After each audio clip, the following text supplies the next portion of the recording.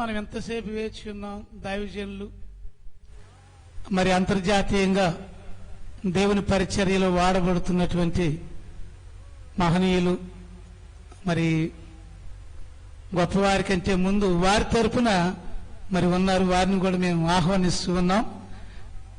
Pastor చక్రవర్తి గారు దక్షిణ కోస్తా ఓపీర్ ministry ప్రతినిధి విజయవాడ, ఆయన ప్రేమతో ఆహ్వానిస్తూ ఉన్నాం. స్టేజ్ మీదకి చప్పట్లు కొట్టవలసిందిగా మనం చేస్తున్నాం. పాస్టర్ కె ఇమ్మాన్యుయేల్ గారు ఆంధ్ర రాష్ట్ర వైస్ ప్రెసిడెంట్ ఓపీర్ మినిస్ట్రీస్, ఆయన కూడా ప్రేమతో ఆహ్వానిస్తూ ఉన్నాం స్టేజ్ మీద. అలాగే పాస్టర్ కె సత్యానందం గారు ఆర్కేపీ దక్షిణ కోస్తా ప్రతినిధి గారు, ఆయన కూడా మేము ఆహ్వానిస్తూ ఉన్నాం.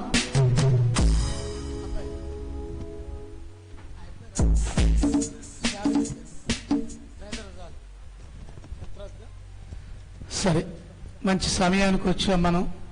ప్రియులు మరి అపోస్తలుడు డాక్టర్ అద్దెకి రంజిత్ ఓపిరి గారు ఆర్కేపీ జాతీయ అధ్యక్షులు Ophir ministries international founder and president and అధ్యక్షుల్ని ప్రత్యేకంగా ఈ స్థలానికి ప్రేమపూర్వకంగా చిలకలూరిపేట GPF ఆయా పరిసర ప్రాంతాల్లో నివసిస్తున్నటువంటి పాస్టర్స్ అసోసియేషన్స్ మొత్తం కలిసి మిమ్మల్ని ప్రేమపూర్వకంగా ఈ స్థలానికి ఆహ్వానిస్తున్నాం. చప్పట్లు కొన్నాం.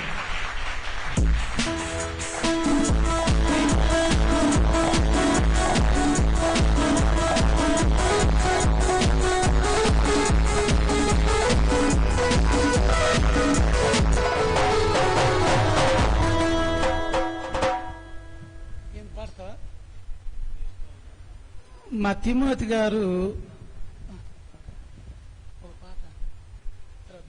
సరే చివరిలో పడతాం. ఈ సమయాన్ని అర్థంతో ఈ సమయాన్ని ఆరంభించుకుందాం. మా మధ్యలో మరి వైపాల్ గారు ఉన్నారు, వచ్చి ప్రార్థన చేసినట్లయితే ఈ సమయాన్ని ఆరంభించుకుందాం.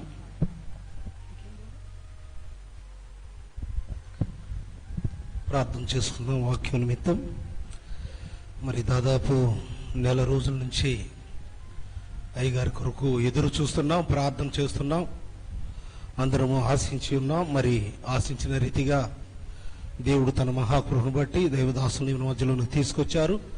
మనతో దైవజనులు మాట్లాడుతుండగా ఆత్మాభిషేకంతో నింపబడి మనందరము నేర్చుకునే మాటలు వారి నోటి నుంచి దేవుడు వినిపించాలని ప్రార్థన చేసుకుందాం. పరిశుద్ధుడా, ప్రేమ కలిగిన మా తండ్రి, కృప కలిగిన దేవా, నీ స్తోత్రములు చెల్లిస్తున్నాం. మా రక్షకుడా, నిన్ను స్తుతిస్తున్నాం. ఇంతవరకు నాయనా మేము ప్రార్థించి ఆశించి ఎదురు చూసిన రీతిగా నీ దాసుడిని మా మధ్యలోనికి తీసుకొచ్చావు. నీ వందనాలు. నీ దాసుడికి ఆరోగ్యమును, శక్తిని, బలమును దయచేయండి. నీ సత్య సువార్తను నాయన ప్రపంచమంతా సాటుటకు కావలసిన మంచి జ్ఞానము, ఇంకా నాయన ఆయుష్ ఆరోగ్యాన్ని మీరు అనుగ్రహించమని ప్రార్థిస్తున్నాం. సహాయం చేయండి. ఇంతవరకు నిన్ను మహిమపరిచాము. మరి వాక్యము ద్వారా మేము మేలు పొందుకున్నటకు, మా ఆత్మలు బలపరచబడుటకు, ఆత్మీయంగా అనేక మందిని మేము నీ సన్నిధిలో నాయన తీర్చిదిద్దుటకు నీ దాసుడు నోట నుంచి అనేకమైన విషయాలు మేము నేర్చుకోవటానికి ఆశ కలిగి ఎదురు చూస్తున్నాం. మీ దాసుడిని మీ నోటి బూరగా వాడుకొని మాకు కావలసిన సందేశం మీ దాసుడి నోటి నుంచి అందించమని మహిమ నీకు చెల్లిస్తూ యేసుక్రీస్తు పరిశుద్ధమైన నామమున అడిగి వేడుకొని ప్రార్థిస్తున్నాము తండ్రి. ఆమేన్.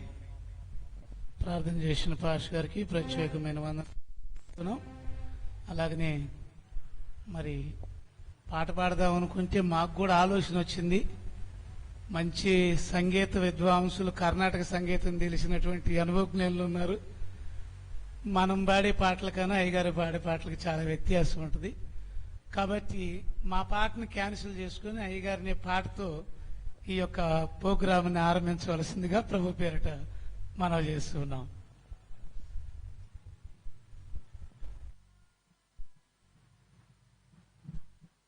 దేవునికి స్తోత్రం. హల్లెలూయా.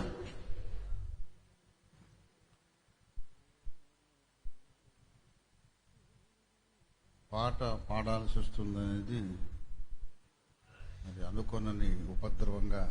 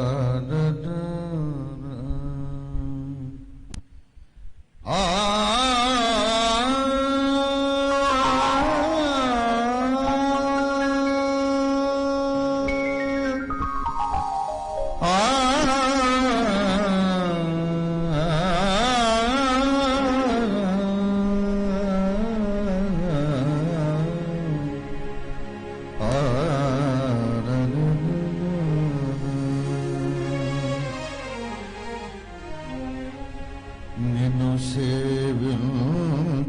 సేవించెదనయ్యా ప్రేమమయా యేసయ్యా నిన్ను సేవించెదనయ్యా ప్రేమమయా యేసయ్యా ఇంతవరకు నన్ను కాచిన విభుడా ఇంతవరకు నన్ను కాచిన విభుడా పాపరహితుడా పతితులహితుడా నిన్ను సేవించెదనయ్యా ప్రేమమయా యేసయ్యా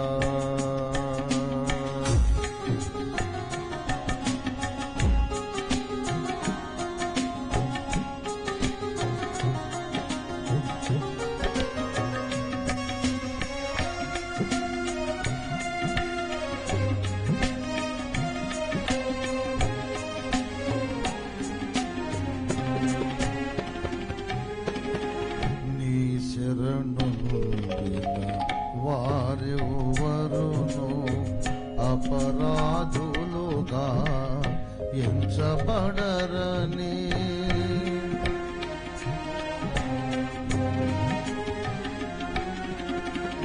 నీ శరణు వారెవరును అపరాధులుగా ఎంచబడరని ఎరిగితినయ్యా కరుణా నిలయా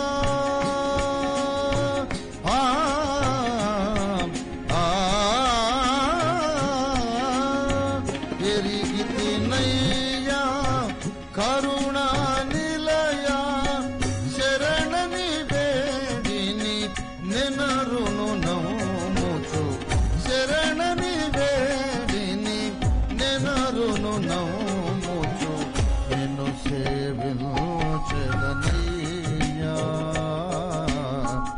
ప్రేమమయా యేసయ్యా.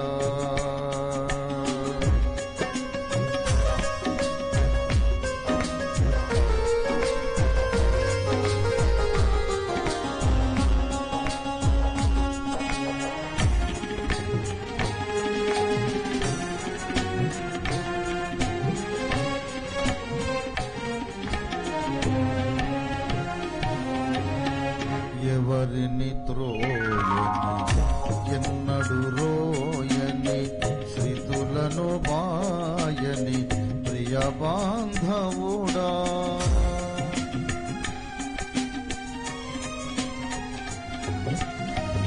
ఎవరిని త్రోయని ఎన్నడు రోయని శ్రీతులను బాయని ప్రియ బాంధవుడా నీవే గదానా నిత్యాశ్రయము ఆ ఆ నీవే గదానా నిత్యాశ్రయము నీవే ప్రభోనా ఇహ పరభాగ్యము నీవే ప్రభోనా ఇహ పరభాగ్యము నిన్ను సేవించెదనయ్యా ప్రేమమయా యేసయ్యా.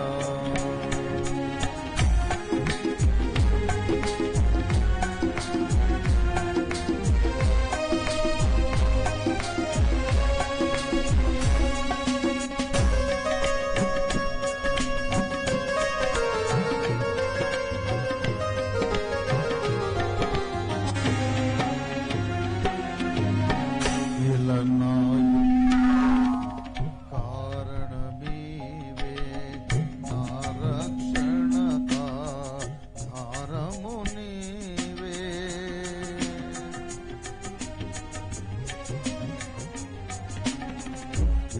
ఇలనాయునికి కారణమీవే నా రక్షణక ధారము నీవే హృదయ క్షతములను మాన్పితివీవే ఆ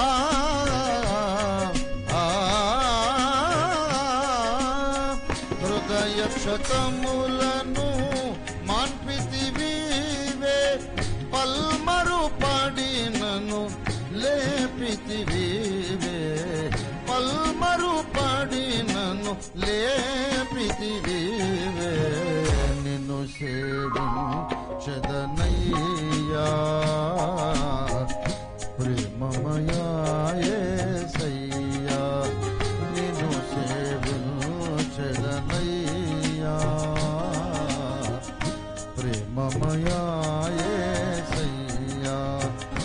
ఇంతవరకు నన్ను కాచిన విభుడా ఇంతవరకు నన్ను కాచిన విభుడా పాపరహితుడా పతితులహితుడా నిన్ను సేవించెదనయ్యా ప్రేమమయా యేసయ్యా ప్రేమమయా యేసయ్యా ప్రేమమయా యేసయ్యా. దేవునికి స్తోత్రం. Thank you brothers for the nice accompaniment. మీకు అందరికీ చాలా వందనాలు. థ్యాంక్ యూ బాబు. God bless you.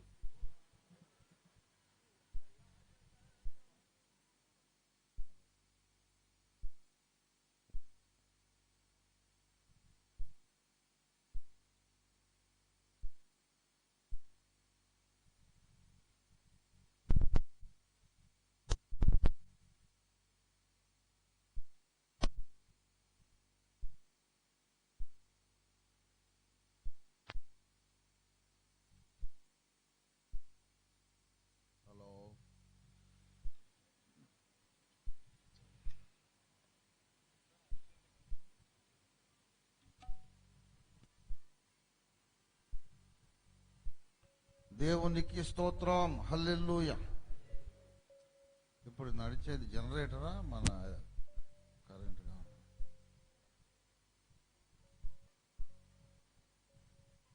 మంచిది, మీ విశ్వాసం గొప్పది.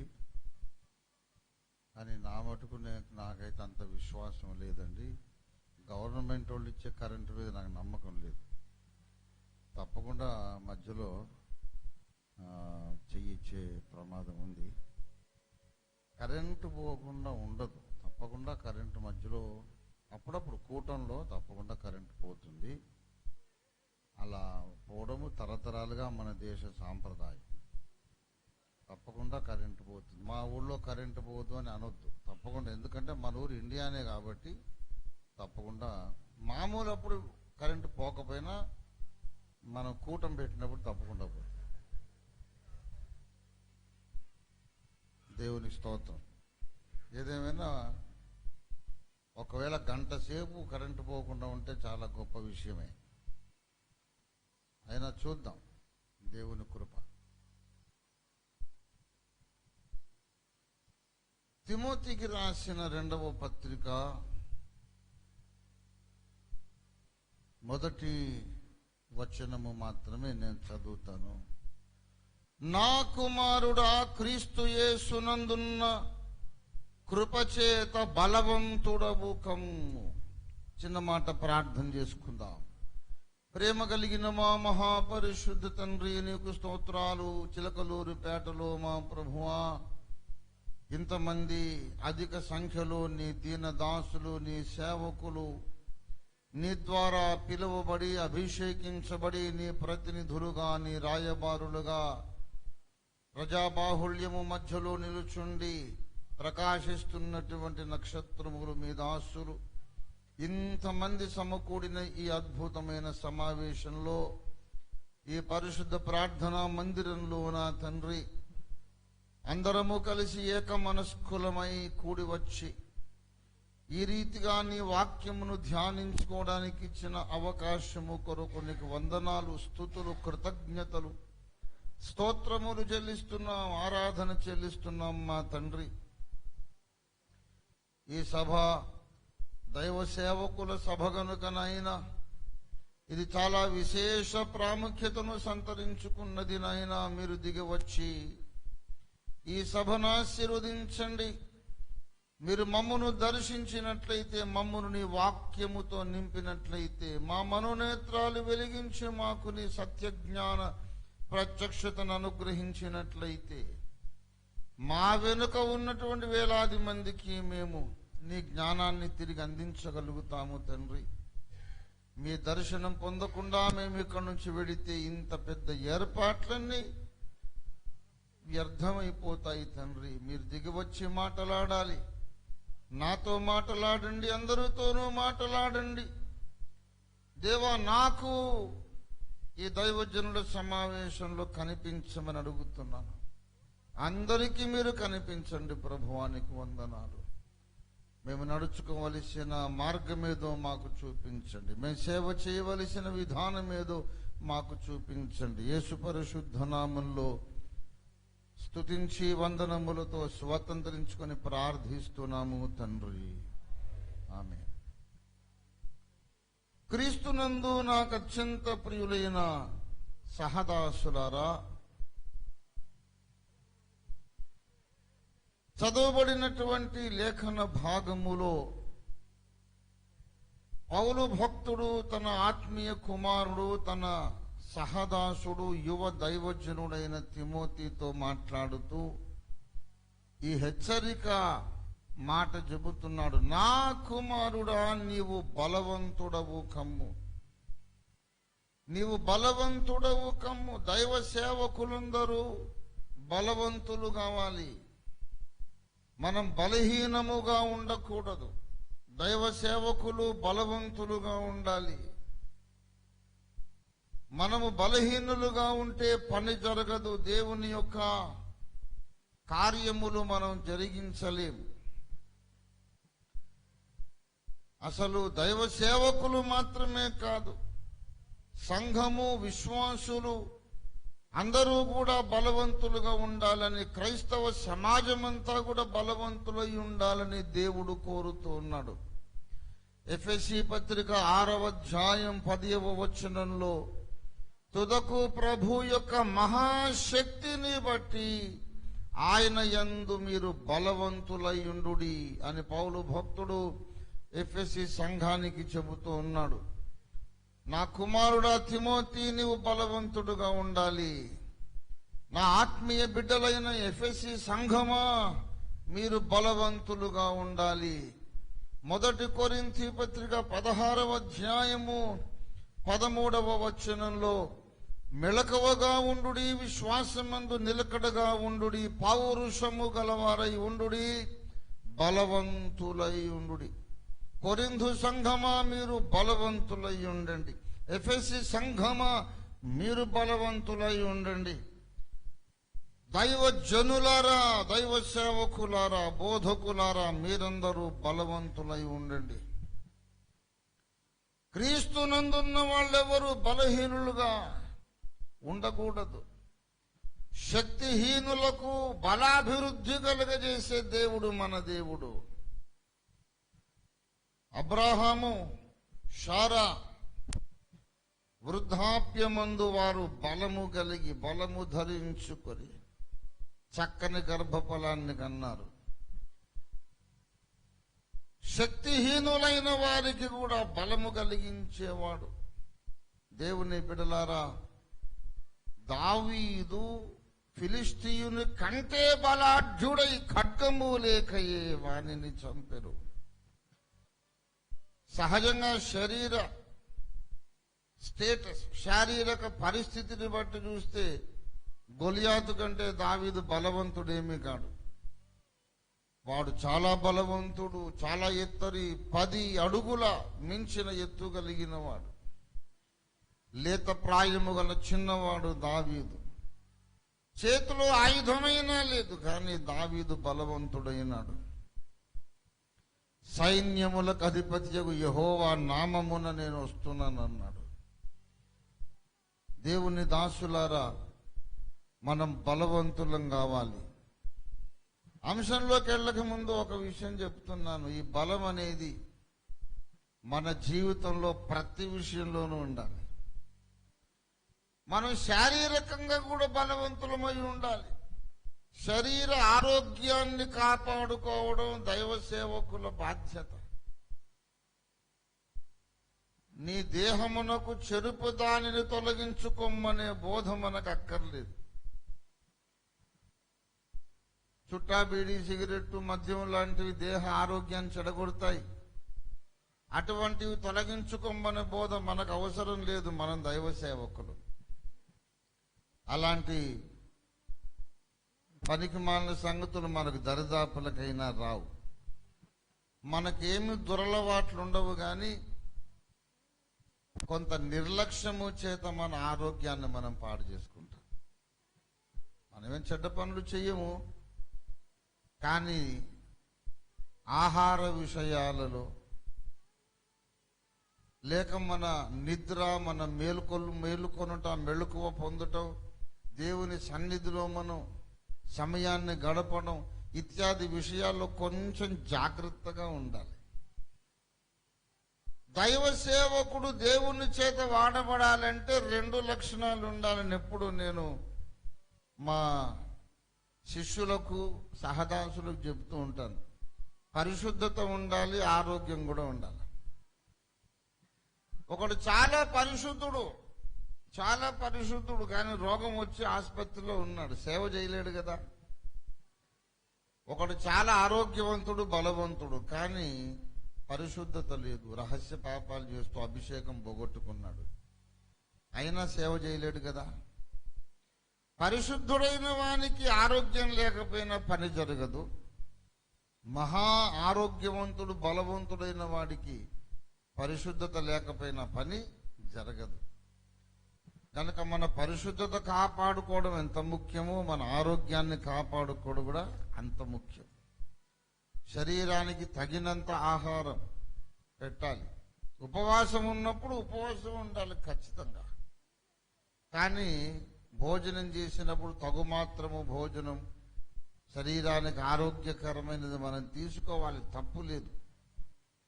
ప్రభునందు నా సహదాసులారా, శరీర బలం ఆరోగ్యం మంచిది, మనకు అవసరం. పొద్దున పూట జాగింగ్, చిన్న వార్మప్, ఎక్సర్సైజో ఇత్యాది మంచి అలవాట్లు చేసుకోవాలి. ఒక విషయం చెబుతాను, అంశంలోకి ఇంకా దిగలేదు. పాలు తాగకుండా ఏ దైవ సేవకుడు ఉండదు. ఇక్కడ ఉన్న వాళ్ళు కొంతమంది పాలు తాగారని నాకు తెలిసిపోయింది. పాలు ఇష్టం లేని వాళ్ళు ఉన్నారు. మీకు ఒక విషయం చెప్పిన, పాలు ఎవరు తాగరో, పాలు ఎవరికి ఇష్టం లేదో వాళ్ళకు తొందరగా ఫ్రాక్చర్స్ అవుతాయి. పాలు నిండుగా రోజు కుండడు పాలు తాగి చూడండి, మిమ్మల్ని రోడ్లో దంచినా సరే ఫ్రాక్చర్ కావడం కష్టం. మీ కాలు చేయి తగిలితే ఇంకోటికి ఫ్రాక్చర్ అయిపోతుంది. ఎముకలు ఇనుప గొట్టాల్లాగా మారిపోతాయి. ఎముకలు గట్టిగా ఉంటే లోపల మూలుగా గట్టిగా తయారవుతుంది, రక్తంలో శక్తి ఉంటుంది. అసలు మనిషి పుట్టగానే తల్లి పాలు తాగేటట్టు దేవుడు పెట్టాడు. పాలలో ఉండేది మ్యాక్సిమం కాల్షియం. పిల్లవాడు పెరగాలంటే అస్థిపంజరం పెరగాలి, అస్థిపంజరం పెరగాలంటే కాల్షియం కావాలి. కాల్షియం తగినంత ఇవ్వకుండానే బలవంతాన అస్థిపంజరం పెరుగుతుంది, అంటే ఎముకల సాంద్రత తక్కువైపోతుంది. బోన్ డెన్సిటీ తగ్గినప్పుడు నీకు మూలుగా బలహీనం అయిపోతుంది, రక్తం ఉండదు. తినటం లాంటి పొరపాట్లు చేయకండి. స్కిన్లెస్ చికెన్ తినే కంటే వంకాయ కూర చేసుకోవడం మంచిది. అందులో ఉండేంత చమురు రుచి ఇంకెక్కడ ఉండదు. మంచిగా కొవ్వు పదార్థాలు తినండి. పొద్దున్నే ఒక గంట సేపు చెమటొచ్చేటట్టు నడవండి. మిమ్మల్ని పొడిచిన సాగు రాదు, చక్కటి ఆరోగ్యం ఉంటుంది. దేవుని స్తోత్రం కలుగును గాక. ఆరోగ్యం అనేది చాలా ముఖ్యం. శరీర ఆరోగ్యంతో పాటు, శరీరంలో బలంతో పాటు ఇతర విషయాలు బలవంతులై ఉండమన్నాడు కదా. శరీరంలో బలవంతులమై ఉండాలి, మనస్సు బలంగా ఉండాలి, హృదయము బలంగా ఉండాలి, అంతరంగ పురుషుడు బలంగా ఉండాలి. పాలు తాగమన్నాను. అంతరంగ పురుషుని కోసం కూడా మీరు తప్పకుండా వాక్యం అనే పాలు తాగాలి. వాక్యం అనే పాలు ఎంత ఎక్కువ తాగితే అంత మంచిది. ఈ విషయంలో వాక్య విషయాలలో పాలు త్రాగాల్సి వస్తే త్రాగుబోతులు అనిపించుకోండి. పాల త్రాగుబోతు, మామూలు త్రాగుబోతు కాదు. ఆధ్యాత్మికంగా బాగా పాలు త్రాగాలి, బాగా వాక్య భోజనం చెయ్యాలి. మనం బలవంతులము కావడానికి కారణం దేవుని వాక్యాహారం. బలవంతులుగా ఉండాలంటే 3 విషయాలు మనం జ్ఞాపకం పెట్టుకోవాలి. అంశంలో మెల్లిగా వస్తున్నా. బలవంతులై ఉండాలి అంటే మనకు 3 సంగతులు అవసరం. శ్రద్ధగా ఆలకించండి, దయచేసి. ఆలకిస్తూనే ఉన్నారు, మీకు వందనాలు. మనం బలము పొందాలంటే ఏం చెయ్యాలి అంటే, వెంటనే అందరూ ఇచ్చే సమాధానం, పరిశుద్ధాత్మ మీ మీదికి వచ్చినప్పుడు మీరు శక్తి పొందుదురు.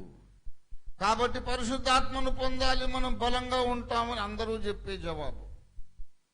నాకు తెలిసి పరిశుద్ధాత్మను పొంది కూడా తొందరగా పాపంలో పడిపోయే బలహీనులు ఉన్నారు. అన్య భాషల వరం ఉంది, ప్రవచన వరం ఉంది, స్వస్థపరిచే వరం ఉంది, పాపం మీద జయం లేదు. ఆత్మాభిషేకం పొందిన వాళ్ళందరూ జయ జీవితం కలిగి ఉన్నారా? బలహీనతలు లేవా?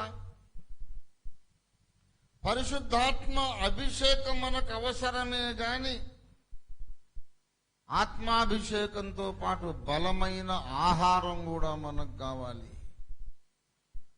నీ ధర్మశాస్త్రములో ఆశ్చర్యమైన సంగతులు నేను చూచున్నట్లు నా కన్నులు తెరువమన్నాడు దావీదు 119వ కీర్తన 18వ వచనంలో. నాకు మొర్రపెట్టుము, ఇర్మియా 33వ అధ్యాయం 3వ వచనం. దేవుడు ఆజ్ఞాపిస్తున్నాడు, నీవు గ్రహించలేని సంగతులు నీకు తెలియజేస్తాను, గొప్ప సంగతులు నీకు తెలియజేస్తాను, గూఢమైన సంగతులు నీకు తెలియజేస్తాను. నేను గ్రహించలేనివి నాకెందుకు? గూఢమైన సంగతులు నాకెందుకు అంటే వాక్య విషయాలలో లోతుకు వెళ్ళకపోతే మనం బలవంతులం కాలేము. బలమైన ఆహారము వయస్సు వచ్చిన వారికి తగును అన్నాడు పౌలు భక్తుడు. దయచేసి హెబ్రీ పత్రిక 5వ అధ్యాయము దయచేసి ఆ ఆఖరి వచనం 14వ వచనం. వయసు వచ్చిన వారు అభ్యాసము చేత మేలు కీడులను వివేచించుటకు సాధకము చేయబడిన జ్ఞానేంద్రియములను కలిగి ఉన్నారు గనుక బలమైన ఆహారం అనేది ఒకటి ఉంది. అంతా వాక్యోపదేశమే. ఎవరు ప్రసంగించినా బైబిల్లో నుండే ప్రసంగిస్తారు. ఎవరు చదువుకున్నా వాక్య భోజనము బైబిల్ భోజనం ద్వారానే బ్రతుకుతున్నాం. వాక్యంలోనే ఇడ్లీ సాంబార్ లాంటి లైట్ ఫుడ్ ఉంటుంది. వాక్యంలోనే అబ్రహాము మమ్రే సింధూర వనములో యెహోవా దేవునికి వండి పెట్టినటువంటి బలమైన ఆహారం ఉంటుంది. అది బైబిల్లోనే ఉంది. బైబిల్లో ఉన్నదంతా ఒకే లెవెల్ ఫుడ్ కాదు. అందులో లోతైనటువంటి బలమైన ఆహారము, లోతైన ఉపదేశము నాకు కావాలని నీవు మొరపెట్టు అన్నాడు. మొరపెడితే నేను నీకు ఆ సంగతులు తెలియపరుస్తాను. దేవుడు తెలియపరిస్తేనే తప్ప మనకు అర్థం కాని సంగతులు బైబిల్లో ఉన్నాయి. ఈ విషయం సకల జనులు గ్రహించాలి. విశ్వాసులు, అవిశ్వాసులు, సేవకులు, బోధకులు అందరూ గ్రహించాలి. దేవుడు బయలుపరిస్తేనే తప్ప మనం 1000 సార్లు చదివినా అక్కడే ఉంటుంది కానీ ఆ సంగతి మనకు కనిపించదు, మనకు అర్థం కాదు. అలాంటి సంగతులు బైబిల్లో ఉన్నాయి. అందుకే ప్రత్యక్షత అవసరం. జ్ఞానము గల మనస్సు, ప్రత్యక్షత గల మనస్సు మనకు ఉండాలి. దావీదు భక్తుని ప్రార్థనే ఇందుకు రుజువు. నీ ధర్మశాస్త్రములో ఆశ్చర్యమైన సంగతులు చూచున్నట్లు నా కన్నులు తెరవమన్నాడు. ఆయన దీర్ఘదర్శి, ప్రవక్త. యేసు ప్రభువు వారి శిలువ మరణమును గూర్చి, పునరుత్థానమును గూర్చి మోషే తరువాత ప్రవచించిన మొదటి ప్రవక్త దావీదు. ప్రవక్తల పరంపరలో యెషయా, ఇర్మియాల కంటే చాలా ముందున్నవాడు దావీదు. మోషే ప్రవక్త, తర్వాత ప్రవక్తల్లో లేఖనాలు వ్రాయడానికి దేవుడు వాడుకున్న ప్రవక్తల్లో చెప్పుకోవలసిన వాడు, మనం గుర్తు చేసుకోవలసిన వాడు దావీదు రాజు. అంతటి జ్ఞాని. నా ఉపదేశకుల కంటే నాకు అధిక జ్ఞానం ఉంది, వృద్ధుల కంటే నాకు అధిక జ్ఞానం ఉంది, నా శత్రువుల కంటే అధిక జ్ఞానం ఉంది అని చెప్పి అంటాడు. అయినా సరే నీ లేఖనములోని ఆశ్చర్యమైన సంగతులు చూడడానికి నాకు చేత కావడం లేదు, నా కన్నులు తెరవమన్నాడు. దేవుడు కళ్ళు తెరిచి ఆశ్చర్యమైన సంగతి అక్కడే ఉన్నదని చూపించడమే ప్రత్యక్షత. ప్రత్యక్షత అనేది కావాలి. బైబిల్ను మనం రీసెర్చ్ చేస్తే లాభం లేదు.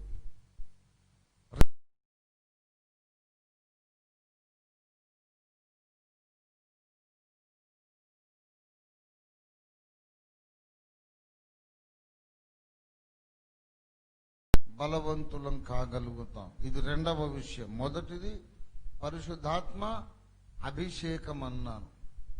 అది ముందెందుకు చెప్పానంటే ఆత్మాభిషేకము లేకుండా మనకు బైబిల్ కూడా అర్థం కాదు. బైబిల్ వ్రాసిన ప్రవక్తలు ఆత్మాభిషేకంతో రాశారు. ఏ అభిషేకము రాసిన ప్రవక్త తల మీద ఉండిందో అదే అభిషేకం చదువుతున్న విద్యార్థి మీద ఉంటే తప్ప ఏ మైండ్తో పరిశుద్ధాత్మ దేవుడిది రాయించాడో అది మనకు అర్థం కాదు. కాల్చాల్సిందేమీ లేదు కనుక పావురంగా సమాధానంగా వచ్చాడు.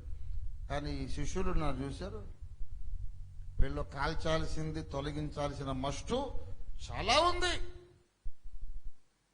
పరిశుద్ధాత్మ దేవుడు ఎవరి మీదికి కూడా వీళ్ళు ఆల్రెడీ పర్ఫెక్ట్ అయిపోయారు, గ్రాడ్యుయేషన్ అని సర్టిఫికేట్ లాగా పరిశుద్ధాత్మ ఎవరి మీదకి రాడు. అసలు ఆల్రెడీ నువ్వు పరిశుద్ధుని అయిపోతే, సంపూర్ణ అయిపోతే నీకు పరిశుద్ధాత్మ అవసరమే లేదు. మనము ఎన్నో లోపములు కలిగిన వాళ్ళం గనకనే మనకు పరిశుద్ధాత్మ అభిషేకం కావాలి. గనక పరిశుద్ధాత్మ అభిషేకము మీ మీదికి వచ్చున్నప్పుడు మీరు శక్తి పొందుదురు. రాకముందు శక్తి లేనివారుగానే ఉందురు. పరిశుద్ధాత్మ రాకముందు మీరు శక్తిహీనులు, పరిశుద్ధాత్మ వచ్చిన తర్వాత మీరు శక్తిమంతులు. కానీ మరి ఆత్మ పొందాకనే సంసోను అలా పడిపోయాడు, అభిషేకం పొందిన తర్వాతనే దావీదు ఇలా పడిపోయాడు. కనుక ఇంకా వేరే దినుసులేవో కావాలి, వాక్యములో లోతైన విషయాలు కావాలి, బలమైన ఆహారం కావాలి. అయినా దేవుని ధర్మశాస్త్రము ధ్యానించడానికి రాత్రింబగళ్ళు దివారాత్రములు తన మనస్సు నిలిపిన భక్తులు కూడా పడిపోయారు. పడిపోయిన వాళ్ళందరూ వాక్య జ్ఞానము లేనోళ్ళేనా? మనకన్నా ఎక్కువ వాక్యం తెలిసిన వాళ్ళు కూడా కొన్నిసార్లు పొరపాట్లు చేశారు. అందుకే అన్ని శాస్త్రాలు ఎరిగినటువంటి పౌలు భక్తుడు చెబుతాడు, తిమోతి నా కుమారుడా, కృపచేత బలవంతుడవు గమ్ము. దేవుని స్తోత్రం కలుగును గాక. ఒక విషయం చెబుతున్నాను, నీకెంత ఆత్మాభిషేకం ఉన్నా, ఎంత వాక్య జ్ఞానం ఉన్నా, కృపలో జీవించడం నీవు నేర్చుకోకపోతే బలవంతుడివి కాలేవు. కృపలో జీవించడం నువ్వు నేర్చుకోకపోతే ఆటోమేటిక్ గా ధర్మశాస్త్రం కిందకు వచ్చేస్తావు. కృపలో జీవించడం నువ్వు నేర్చుకోకపోతే ఆటోమేటిక్ గా స్వనీతిలోకి వచ్చేస్తావు. నీకు తెలియకుండానే దేవుని కాపుదలలో ఉండి బయటికి వెళ్ళిపోతావు. గనక నా కుమారుడా, క్రీస్తు యేసునందు కృప ఉన్నది, ఆ కృప చేత నీవు బలవంతుడవు కమ్ము. పరిశుద్ధాత్మ అభిషేకమును బట్టి బలవంతుడవు కమ్ము. వాక్యాహారము తినుట చేత బలవంతుడవు కమ్ము. తర్వాత దేవుని కృప చేత బలవంతుడవు కమ్ము. దేవుని స్తోత్రం కలుగును గాక. హల్లెలూయా. అవును, కృపచేత బలవంతులు ఎందుకు కావాలో తెలుసా? మనలను బలహీనపరచడానికి దుష్టుడైన అపవాది రాత్రింబగళ్ళు మన మీద నేరారోపణ చేస్తూనే ఉన్నాడు. ప్రకటన 12:10 మీరు ఎన్నోసార్లు ప్రసంగాలు చేసి ఉంటారు ఆ వచనం మీద. రాత్రింబగళ్ళు మన దేవుని ఎదుట మన సహోదరుల మీద నేరము మోపువాడైన అపవాది అని వాని పేరు. వాడికి అలా పేరు పెట్టింది లేఖనం. రాత్రింబగళ్ళు వాడు ఏం చేస్తున్నాడు? అక్యూజర్, నేరము మోపుచున్నాడు. ఎవరి మీద? సహోదరుల మీద, అంటే రక్షణ పొందినోళ్ల మీదే. జకర్యా 3లోనైతే ప్రధాన యాజకుడైన యెహోషువ మీద సాతాను ఫిర్యాది అయి నిలవబడాడు. ఫిర్యాది, అక్యూజర్, దూషకుడు, నేరారోపకుడు, నేరారోపణ చెయ్యువాడు. ఇది వాడి పోర్ట్ఫోలియో. వాడికి ఇంకా రెండో మినిస్ట్రీ, ఒకటి అక్యూజింగ్ మినిస్ట్రీ. ఇదిగో యెహోవా దేవా, నేనేమో మంచోడిని కాదని గర్విస్తోడిని, నన్ను అక్కడి నుంచి ఒక్క తాపు తన్ని పడేసావు. ఇప్పుడు భూమి మీద నువ్వు ఫలానా సేవకుడిని వాడుకుంటున్నావు, ఆడు మంచోడా? మరి నేను మంచోడిని కాదని తోసేసావుగా, మరి మీ వాళ్ళు చరిత్ర చెబుతా విను అని మన చిట్టా మొత్తం చదువుతున్నాడు అక్కడ వాడు. మన మీద నేరము మోపడానికి వాడికి ఎంత మ్యాటర్ ఉందంటే, రాత్రి మగళ్ళు చెప్పినా సరే ఇంకా మిగిలిపోతావు. అంత మ్యాటర్ ఉంది వాడికి మన మీద. దేవుని ఎదుట మనలను అపరాధులుగా నిలబెట్టడానికి బోల్డ్ అంత మ్యాటర్ వాడు గ్యాదర్ చేసుకొని సమకూర్చుకొని రెడీగా ఉన్నాడు. మీరెవరైనా సరే మీ మీద నా మీద వాడంతా ఒక రికార్డు తయారు చేశాడు. మన మనస్సులు, ఆలోచనలు, మన ఉద్దేశాలు, మన మాట తీరు, మన కన్ను చూపులు అన్నీ వాడు రాసి పెడతాడు. ఇదిగో ఇట్లాంటి వాళ్ళని వాడుకున్నావు, నన్నేమో ఒక తాపదాన్ని పడేసావు అక్కడి నుండి. నేను బెటర్ కాదు వీళ్ళకంటే? ఒక్కరోజు నా మోకాళ్ళ మీద నిద్రపోయినా, వాడు రోజు నిద్రపోతాడు మోకాళ్ళ మీద. ఉదయాన్నే ప్రార్థనకు లేస్తానంటాడు, అలారం పెట్టుకుంటాడు, అలారం మీద ఒక మొట్టికాయ వేసి నోరు మూసి మళ్ళీ పడుకొని 9ంటికి లేస్తాడు. నేను ఎప్పుడన్నా చేశాను అలాగా? నన్నేమో నేను పనికి రాకపోయాను, నీకు వీళ్ళనేమో వాడుకుంటావు. ఇదిగో మన రహస్య జీవితం అంతా వాడు చూస్తూనే ఉన్నాడు. వాడు వీడియో కెమెరా పెట్టుకుని తిరుగుతున్నాడు, మీకు తెలియదేమో. ఎవ్వరు లేరు చుట్టుపక్కలని చూస్తామా? గదిలో నేను ఒక్కడనే ఉన్నాను అనుకుంటామా? అక్కడ ఆల్రెడీ 50 మంది పడిపోయిన దేవదూతలు ఉంటారు. అంత సినిమా తీస్తూ ఉంటారు. ఎవరు లేకపోవడం ఉండదు బాబు. అందరూ చూసినా పర్వాలేదు అనుకునే పనులే మనం చేయాలి ఎప్పుడైనా. ఎందుకంటే నీకు తెలిసి ఎవరు చూడటం లేదు, నీకు తెలియక 100 మంది చూస్తున్నారు. మహిమలో ఉన్న దేవదూతలు చూస్తున్నారు, పడిపోయిన దేవదూతలు చూస్తున్నారు, దేవుడు ఇలాగ చూస్తూనే ఉన్నాడు. ఇవాళ వీడియో కెమెరాలు వాళ్ళ దగ్గర ఉన్నాయి గనక వీడు ఇవన్నీ దేవుడి దగ్గరికి వెళ్ళి అప్పగిస్తున్నాడు. దేవుడు ఏమన్నాడంటే, నాకేం కనిపించట్లేదే, నీ కళ్ళకేదో జబ్బు వచ్చినట్టుంది. ఏరా బంగారం లాంటి నా కొడుకును పట్టుకొచ్చి మా అబ్బాయి మీద ఇన్ని అభాండాలు వేస్తున్నావు, దౌర భాగ్యుడా. సాతాను యెహోవా నిన్ను గద్దించునుగాక. ప్రధాన యాజకుడు యెహోషువ అగ్నిలో నుండి తీసిన కొరివిలాగా ఉన్నాడు అన్నాడు. మలిన వస్త్రములు తొడుక్కొని నిలబడ్డాడు. ప్రధాన యాజకుడు యెహోషువ జకర్యా 3వ అధ్యాయంలో ఎలాంటి బట్టలు తొడుక్కున్నాడు? మలిన వస్త్రములు. అందుకే చాడీలు చెప్పడానికి వచ్చాడు. అదిగో చూడు, వాడి అంగి మురికైపోయింది, బ్రతుకు మురికైపోయింది. అంటే దేవుడు ఒప్పుకోవాలి, మురికైందా? ఏది నాకేం కనపడదే, శుభ్రంగా కడిగిన ముచ్చంలాగా ఉన్నాడు మా అబ్బాయి. ఈ కళ్ళకేమైందిరా? లేనిపోయి అభండాలు వేస్తున్నావు, ఇలా సాతాను యెహోవా నిన్ను గద్దించునుగాక అంటే వాడు బెంబేలు అయిపోయాడు. ఏమిటంటే న్యాయానికి రోజులు కావండి. యెహోవా దేవుడు ఇంత అన్యాయంగా మాట్లాడితే నేనేం చేసేది చెప్పండి అని వెళ్ళిపోయాడు. వాడిని అవతలకు పంపించేసి బోల్ట్ వేసి అప్పుడు అన్నాడు, రే ఇంకోసారి ఒళ్ళు దగ్గర పెట్టుకో, జాగ్రత్త, నీ దోషం పరిహరించుచున్నాను, జాగ్రత్త, నా మార్గంలో జాగ్రత్తగా నడవాలి. ఇతని మైల బట్టలు తీసేయండి, ప్రశస్త వస్త్రం ధరింపజేయమన్నాడు. దేవుని స్తోత్రం కలుగునుగాక. మన మీద ఎన్ని నేరారోపణలు చేసిన దేవుడు అంటాడు, సైతాను ముందు మాత్రం ససేమిరా ఒప్పుకోడు. నువ్వు చెప్పేవన్నీ అబద్ధాలు అంటాడు. సుప్రీంకోర్టు జడ్జి గారు వాడేమనలేడు. ఏమైనంటే మళ్ళీ జైల్లో పెట్టిస్తాడు వాడిని, కోర్టు ధిక్కార నేరం అని. వాడిని వెళ్ళగొట్టేశాక రహస్యంగా మనని పిలిచి 4 మొట్టికాయలు వేసి ముద్దు పెట్టుకొని కడిగి స్నానం చేయించి కొత్త బట్టలు తొడిగించి ఇప్పటి నుండి జాగ్రత్తగా బ్రతుకురా నా కుమారుడు అని పంపిస్తాడు.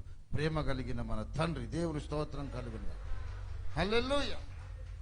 ఏమైనా ఉంటే నేను మా అబ్బాయి చూసుకుంటాను, నువ్వే వాడు మధ్యలో. అవును, వాడు మా అబ్బాయి, నా కొడుకు, నా కుమారుడు, నా కుమార్తె. తప్పైతే మేమే చూసుకుంటాం. నువ్వు నిన్నే రమ్మన్నాడు. సిగ్గులేదు నీకు? ఎప్పుడో ఓ తాపతని పడేసా నిన్ను, మళ్ళీ వచ్చావేంటి? మా అబ్బాయి నాకు చెప్తావా? సైతాన్ గాడు వాడు ఆశ్చర్యపోయి, ఏంటండి మరి ఇంత అన్యాయంగా, పరలోకంలో కూడా న్యాయం లేదనుకుంటున్నాడు వాడు. దేవుడు నీతిమంతుడును క్రీస్తునందు విశ్వాసముంచు వారిని నీతిమంతులుగా తీర్చువాడు. పని చెయ్యక భక్తిహీనుని నీతిమంతునిగా తీర్చువాని యందు విశ్వాసముంచువానికి ఉచితముగా దైవనీతి కలుగుచున్నది. దేవుని స్తోత్రం కలుగుగా. అక్కడ ఓడిపోయి వాడు ఇక్కడికి వస్తాడు. అది సబ్జెక్ట్. అక్కడ గెలవలేక మన దగ్గరకు వచ్చి అదే చిట్టా మొత్తం నీకు చూపిస్తాడు. ఇదిగో పెద్ద భక్తుడిని సువార్తకు బయలుదేరావు. నువ్వు నీ బ్రతికేంటో నాకు తెలియదు అనుకున్నావా? దేవుడికి తెలియదు అనుకున్నావా? పెద్ద ఏదో భక్తుడని పెద్ద పరిశుద్ధుడు అనుకొని బోధకు బయలుదేరావా నువ్వు? ఇదిగో నీ తప్పుల చిట్టా ఇదిగో అని చూపిస్తాడు.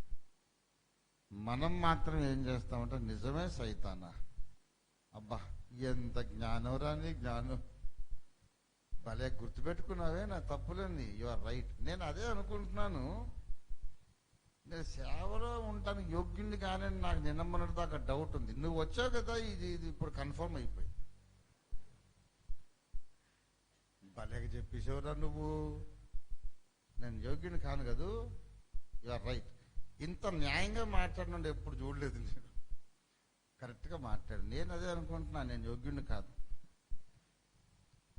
నిజమే, ఇవన్నీ తప్పులు చేశాను నేను. మరి ఏం చేద్దాం సైతాన్న? ఇంకేం చేద్దాం? ఇలాంటి మలిన వస్త్రాలు ఉన్నవాడివి నువ్వు సేవకు పనికిరావు, మ్యాట్నీకి మాత్రమే పనికొస్తావు. అవునా సైతానా? మరి వెళ్దామా అనేసి. ఏమండి, వాడు అక్కడ ఓడిపోయి ఇక్కడికి వచ్చి మన తప్పులన్నీ మనకు చూపిస్తే యు ఆర్ రైట్. వాడితో మనం ఏకీభవించడమే మన తెలివి తక్కువ పని. దేవునిలాగా మనం కూడా పండగ వాదించాలి. రేయ్ ఏదన్నా తప్పు ఉంటే నేను మా నాన్నగారు చూసుకుంటాం, నువ్వెవర్రా మధ్యలో, గెట్ అవుట్ వేస్తున్నామలో అనాలి. దేవుని స్తోత్రం కలుగును గాక. మొట్టమొదటి సంస్కర్త డాక్టర్ మార్టిన్ లూథర్ దగ్గరికి ఒకసారి సైతాన్ వచ్చాడట.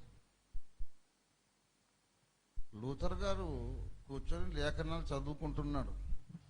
సంస్కరణ ప్రారంభం అయిపోయింది. అప్పుడే పెద్ద పోరాటం జరుగుతూ ఉంది. పోపు గారు చేసేదంతా తప్పని ప్రకటించేశాడు డాక్టర్ మార్టిన్ లూథర్. పాపాలు క్షమించే అధికారం పోపుకు లేదు, మరియమ్మ పూజలు తప్పు, విగ్రహ పూజలు తప్పు, దేవుని ఆలయానికి విగ్రహాలతో ఏం పొందుక అని సింహగర్జన చేస్తున్నాడు. కొన్ని వేల మంది ఆయన బృందం తయారయ్యారు. ఆ టైంలో కూర్చొని ఏదో బైబిల్ స్టడీ చేసుకుంటున్నాడు అని గొంతు సవరించుకున్నట్టు వినబడింది. ఆ తలుపులో ఎవడో ఒకడు ఉన్నాడు, మహా అందగాడు. లూథర్ గారు అంటాడు, అంత అందగాడిని ఎప్పుడు నేను చూడలేదు భూమి మీద అంటాడు. అంత అందగాడు. ఎవరండి మీరు ఏంటంటే, నేనే సైతాన్ అన్నాడు. మీకు తెలుసా సైతాన్ చాలా అందగాడు. వాడు గబ్బిలంలాగా ఉండడు. వాడు అంత హ్యాండ్సమ్ బ్యూటిఫుల్ పర్సనాలిటీ వాడు. సైతానా, నీకేం పనిరా ఇక్కడ, నువ్వు ఎందుకు వచ్చావు, నా దగ్గరికి ఎందుకు వచ్చావు అన్నాడు. నీతో కొంచెం మాట్లాడాలని పని ఉంది అంటే. ఏంటి మాట్లాడతావు? నీ సంగతే, నా సంగతి నువ్వు మాట్లాడతావా ఏంటి? ఏం లేకపోతే లోపలికి రావచ్చా అన్నాడు. సరే రా, ఏంటి ఎందుకు వచ్చావు అంటే, ఇంత పొడుగు పేపర్ లాంగ్ షీట్ ఒకటి ఇచ్చాడు, చూడు చదువుకో. లూథర్ యొక్క పాపములన్నీ, ఆయన చేసిన తప్పులు చిన్నవో పెద్దవో ఉంటాయి కదా, ఏదో ఒకటి, అవన్నీ రాశాడు. డేటు, స్థలము, సమయము, ఆ కార్యం అంతా రాశాడు. అంతా చదివితే కాదనడానికి వీలు లేదు అండి, కాదంటానికి వీలు లేదు. ఇవన్నీ నువ్వు చేయలేదా అన్నాడంట. నిజమే చేశాను సైతానా అంటే. మరి నిజమే అన్నాక ఇంకా సేవలో ఉంటానంటే ఏంటి? నువ్వు యోగ్యునివి కాదు కదా, నువ్వే సంస్కరిస్తావు అన్నాడట. సరే, ఆ విషయం తర్వాత మాట్లాడదాము. నా తప్పులన్నీ ఇవేనా, ఇంకేమైనా ఉన్నాయా అంటే, అవి సరిపోవా అన్నాడట. ఇంకా ఉంటే అవి కూడా కావాలి, ఒకేసారి సెటిల్ చేసేద్దాం అన్నాడు. అలాగైతే ఇలా ఇవ్వు ఆ పేపర్ అని తీసుకెళ్ళి మళ్ళా కొన్ని రాసుకొచ్చాడు. మూడోసారి మళ్ళీ ఇవేనా ఇంకెవరో ఉన్నాయని అడిగాడు. మూడోసారి రాసుకొచ్చి ఇంత పొడుగు షీట్ అయ్యి, ఇంకేం లేవా అంట. ఏం లేవు. ఇవి సరిపోవా అన్నట్టు.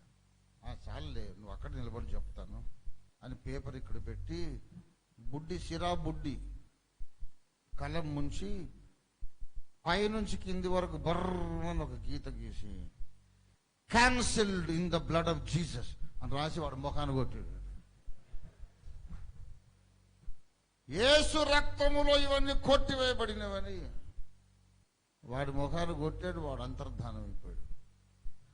This really happened in Martin Luther's life. ఆయన ఆటోబయోగ్రఫీ, ఆయన ఆత్మకథలో ఆయన చెప్పాడు. దేవుని బిడ్డలారా, అలా కాకుండా లూథర్ ఉండి ఇవన్నీ నా తప్పులే, మరి ఏం చేయాలి, కనుక నేను సేవ మానుకుంటానంటే ఇవాళ ప్రొటెస్టంటిజమే ఉండదేమో, నీవు నేను ఉండవేమో. కృపలో నీవు జీవించడం అలవాటు చేసుకోకపోతే, ఆ కిటుకు నేర్చుకోకపోతే, నీవెంత అభిషిక్తుడివైనా ఎంత వాక్య జ్ఞానివైనా నిన్ను వాడు బలహీనపరచగలుగుతాడు.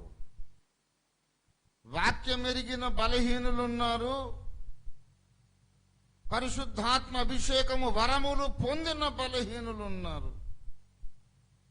కానీ కృపలో జీవించిన బలహీనులు ఎవరు లేరు. క్రీస్తు యేసునందున్న కృప చేత నీవు బలవంతుడవు కము. అత్యధికమైన తన కృపా మహదైశ్వర్యం. నీకు దేవునికి మధ్య ఏదున్నదో ఆ అకౌంట్ నువ్వు దేవుడు చూసుకోవచ్చు. మూడో వాళ్ళకి అనవసరం. అది అంతే. దేవుని స్తోత్రం. నీలో ఏమైనా ఉంటే తప్పు ఉంటే అది నీకు తెలుసు. ఉపవాసం ఉంటావు, ప్రార్థన చేస్తావు, క్షమాపణ వేడుకుంటావు, మళ్ళీ చెయ్యను ప్రభు అని తీర్మానం చేసుకుంటావు. దేవుడు నీకు బలమునిస్తాడు, శక్తినిస్తాడు, నూతన వస్త్రాలు ఇస్తాడు. ఆయన బహుగా క్షమించే దేవుడు, ఎంతైనా నమ్మదగిన వాడు. భూమి కంటే ఆకాశం ఎంత ఉన్నతంగా ఉన్నదో తన యందు భయభక్తులు గలవారి ఎడల ఆయన కృప. ఎవరి ఎడల చెప్పాలి మీరు? ఎవరి ఎడల? తన ఎడల భయ భక్తులు కలిగిన వారి ఎడల అంత అధికంగా ఉంది. ఏమిటి అధికంగా ఉంది? కృప. మళ్ళీ చెప్పాలి దయచేసి నా సహదాసులు. ఏమిటి అధికంగా ఉంది? కృప అధికంగా ఉంది. ఎవరి కోసం? భయభక్తులు గల వాడికి కృప ఎందుకండి? అందుకని 4 సార్లు చెప్పించా మీ చేత. భయభక్తులు కలిగిన వాడే కదా, వాడికి కృప ఎందుకంటున్నా. ఫెయిల్ అయిన వాడికి గ్రేస్ మార్కులు కావాలా? ఫస్ట్ మార్కులు వచ్చిన వాడికి గ్రేస్ మార్కులు కావాలా? భయభక్తులు గల వారికి కూడా ఏం కావాలి? కృప కావాలి. నువ్వు భయం ఉన్నది, భక్తి ఉంది, ప్రార్థన జీవితం ఉంది, అయినా అప్పుడప్పుడు ఏ మంత్లీ టెస్ట్లోనూ ఒక మార్క్ తక్కువ వచ్చేస్తుంది. ఎప్పుడూ గ్రేస్ మార్కులు అక్కర్లేకుండా సొంత మార్కుల మీద అన్ని పరీక్షలు పాస్ అయినోడు ఒకే ఒకడు ఉన్నాడు. ఆయన నజరేయుడైన యేసు. దేవుని స్తోత్రం కలిగిన కాదు. ఆయనకు కృప అక్కర్లేదు. పర్ఫెక్ట్ గా అన్ని సబ్జెక్టులు, అన్ని పేపర్లు, అన్ని క్లాసుల్లో 100కి 100 మార్కులు కొట్టేశాడు. అందుకే ఇదిగో నా ప్రియ కుమారుడు, ఈయన యందు నేను ఆనందిస్తున్నాను అన్నాడు. ఆయన కాక మనందరము 1, 2, 4 మార్కులు తక్కువ వచ్చి గ్రేస్ మార్కులతో పై తరగతుల్లోకి వెళ్ళిపోతా ఉన్నాం. దేవుని స్తోత్రం కలుగును గాక. మనం ఎల్కేజీ నుండి పోస్ట్ గ్రాడ్యుయేషన్ దాకా గ్రేస్ మార్కులే మనందరం కూడా. సొంత మార్కులు మనకు ఎప్పుడు రాలేదు, ఎవరికీ రాలేదు. అందుకే యెహోవా కృప మన ఎడల ఎంతో అధికముగా ఉన్నదన్నాడు దావీదు. దేవుని స్తోత్రం కలుగునుగా. హల్లెలూయా. పరమదేవని బంధానాజ్ఞల్ భక్తితో గైకొను జనులకు, పరమదేవని బంధానాజ్ఞల్ భక్తితో గైకొను జనులకు, నిరతమును కృప నిలచియుండును. యెహోవా నీతి వరముల పిల్లలకు నుండును. ఆ కారణము చే దేవ సంస్తుతి చేయవే మనసా.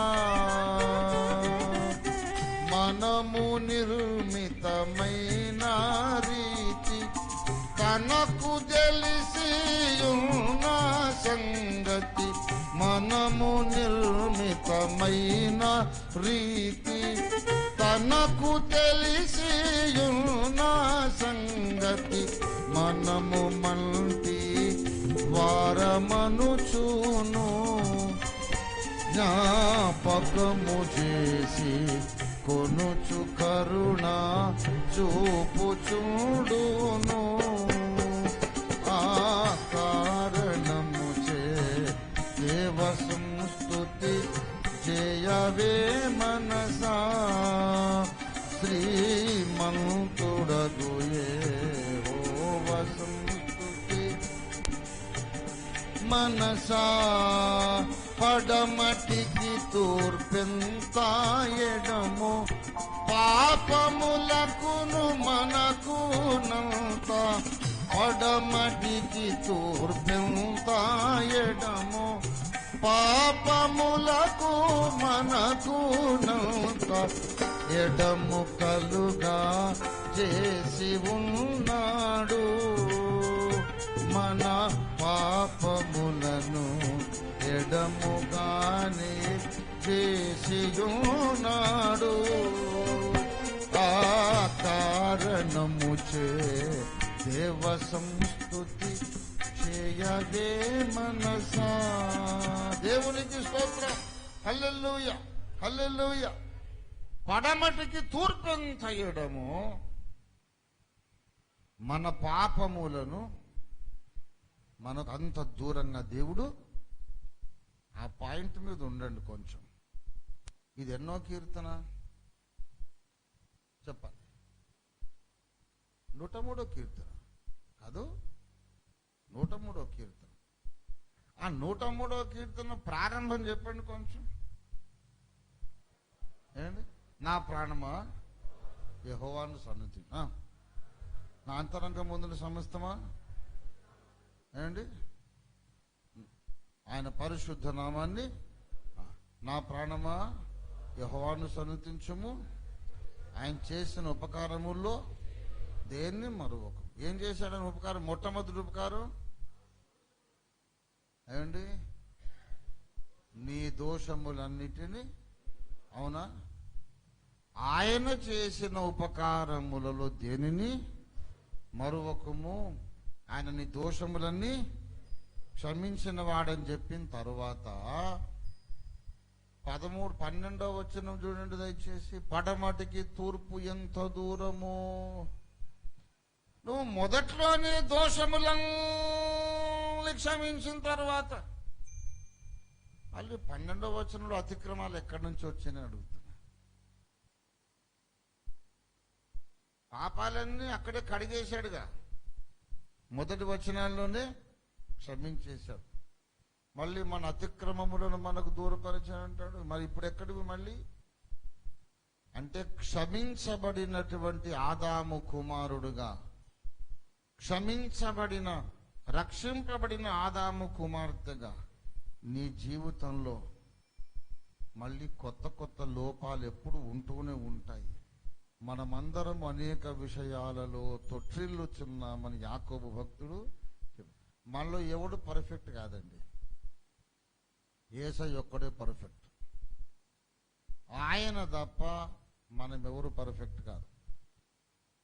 ఎప్పుడూ ఒక్కసారి కూడా రక్షణ పొందింది మొదలుకొని కడబూరం రోజు మేఘరథంకి వెళ్ళిపోయేదాకా ఒక్కసారి కూడా నాలుగు ఖర్చుకొని అరే ఈ పని నేను చేయకపోతే బాగుండు, ఈ మాట అనకపోతే బాగుండు, అరే పొరపాటు అయిపోయింది అని అనుకోకుండా ఎవడైనా ఉంటే వాడి భక్తుడను, దేవుడు అంటాం.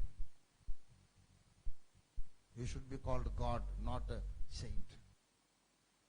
ఎన్నడూ పశ్చాత్తాపపడని అవసరం లేనివాడు భక్తుడు కాదు, దేవుడు.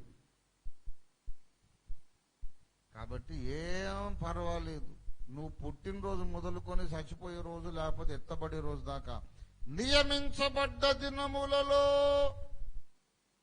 ఒక్కటైనా జరగక ముందే నా దినములన్నీ నీ గ్రంథములో లిఖితములాయను. రక్షణ పొందక ముందున్న దినాలు, రక్షణ పొందిన తరువాత నీ మరణ దినమో ఎత్తబడే దినమో అంతవరకు ఉన్న దినాలు, అన్ని దినాల డైరీ మొత్తం రాసేశాడు, దినచర్య మొత్తం రాసేశాడు. అందులో నీ లోపాలు పాపాలు మొత్తం ముందే రాసేశాడు. అవన్నీ మూట కట్టే శిలువ మీద మోశాడు. నీ కొరకు ఆయన పరిహారముగా రక్తము చిందించాడు. ఇంకా నీ మీద కేసు లేదంతే. దేవుని స్తోత్రం కలుగును గాక. హల్లెలూయా, హల్లెలూయా. యేసయ్యా నీ కృప. యేసన్న గారి పాట చాలా చక్కని పాట అండి. కృపామయుడా నీలో నా కృపామయుడా నీలో నా నివసింపజేసినందునా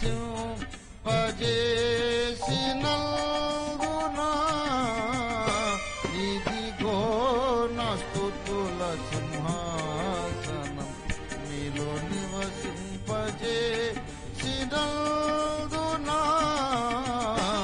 ఇదిగో నా స్తుతుల సింహాసనం కృపామయుడా. ఏ యోగ్యత లేని నాకు జీవ కిరీటమిచ్చుటకు, ఏ యోగ్యత లేని నాకు జీవ కిరీటమిచ్చుటకు నీ కృప నన్ను వీడక శాశ్వత కృపగా మారెను. నీ కృప నన్ను వీడక శాశ్వత కృపగా మారెను. కృపామయుడా నీలో నా కృపామయుడా నీలో నా నివసింపజేసినందునా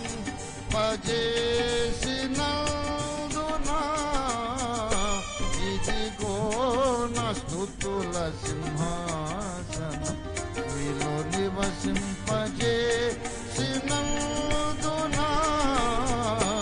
ఇదిగో నా స్తుతుల సింహాసనం కృపామయుడా.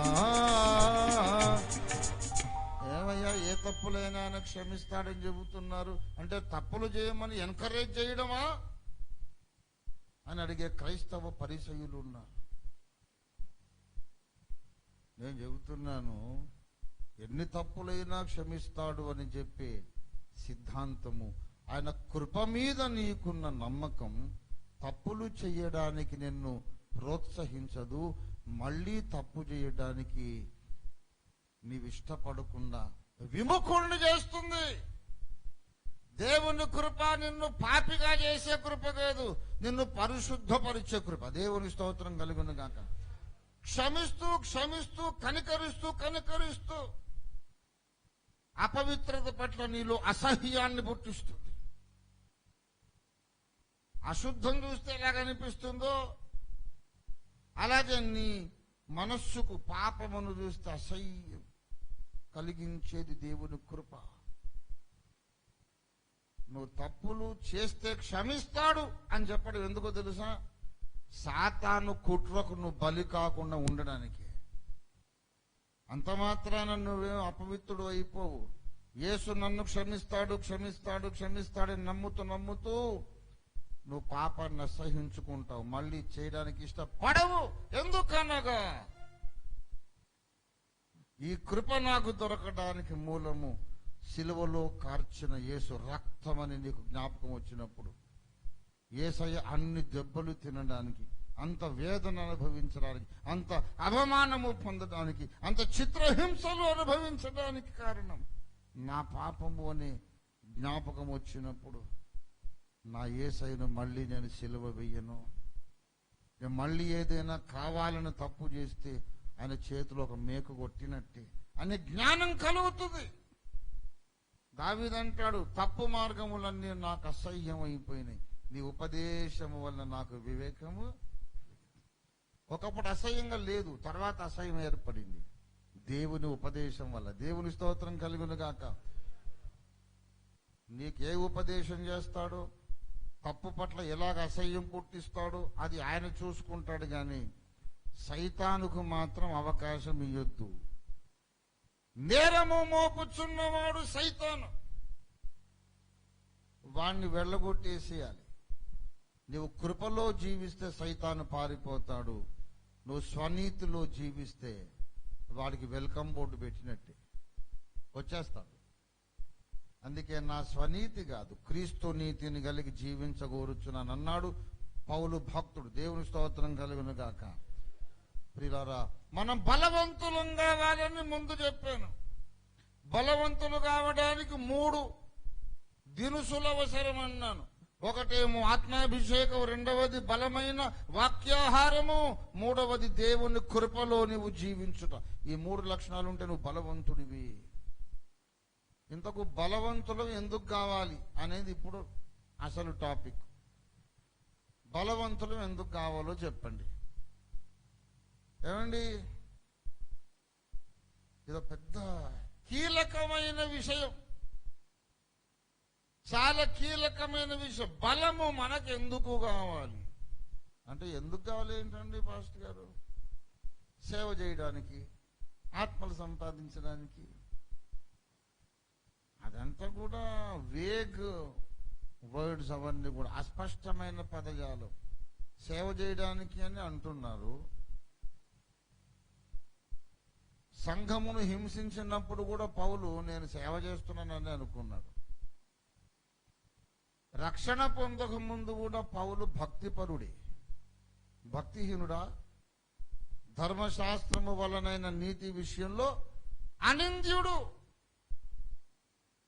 ఎవరు పౌలుడు వేలెత్తు చూపడానికి వీలు లేనంత నీతి ప్రవర్తన కలిగిన వాడు. అయినా సరే సంఘమును హింసించేవాడు.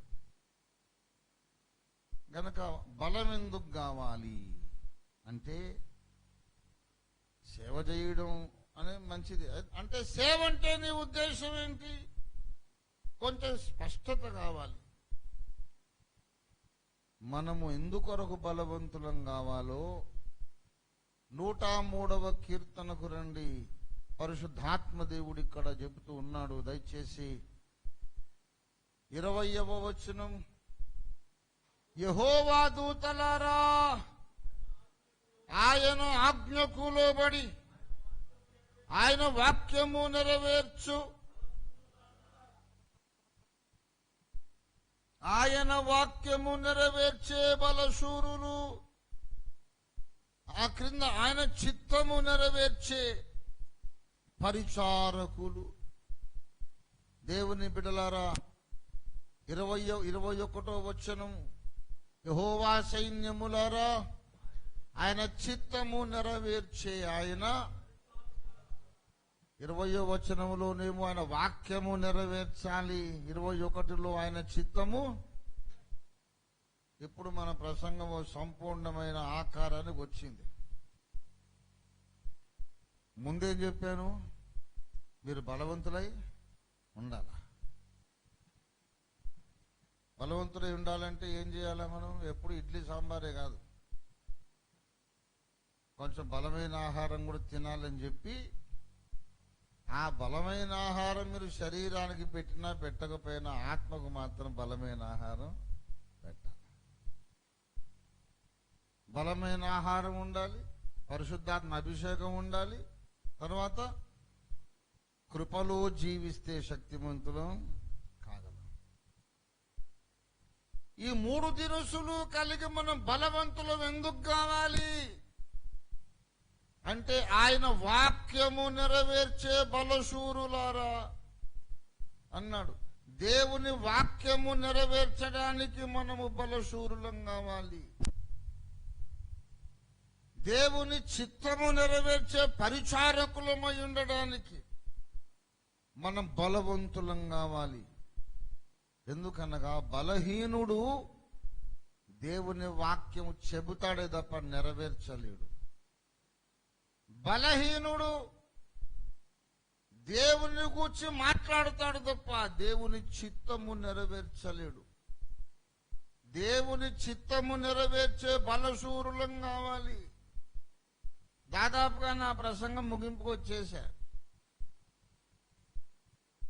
ప్రియులారా, దేవుని చిత్తం అనగా ఏంటి? అది పెద్ద సముద్రం అంత అంశం.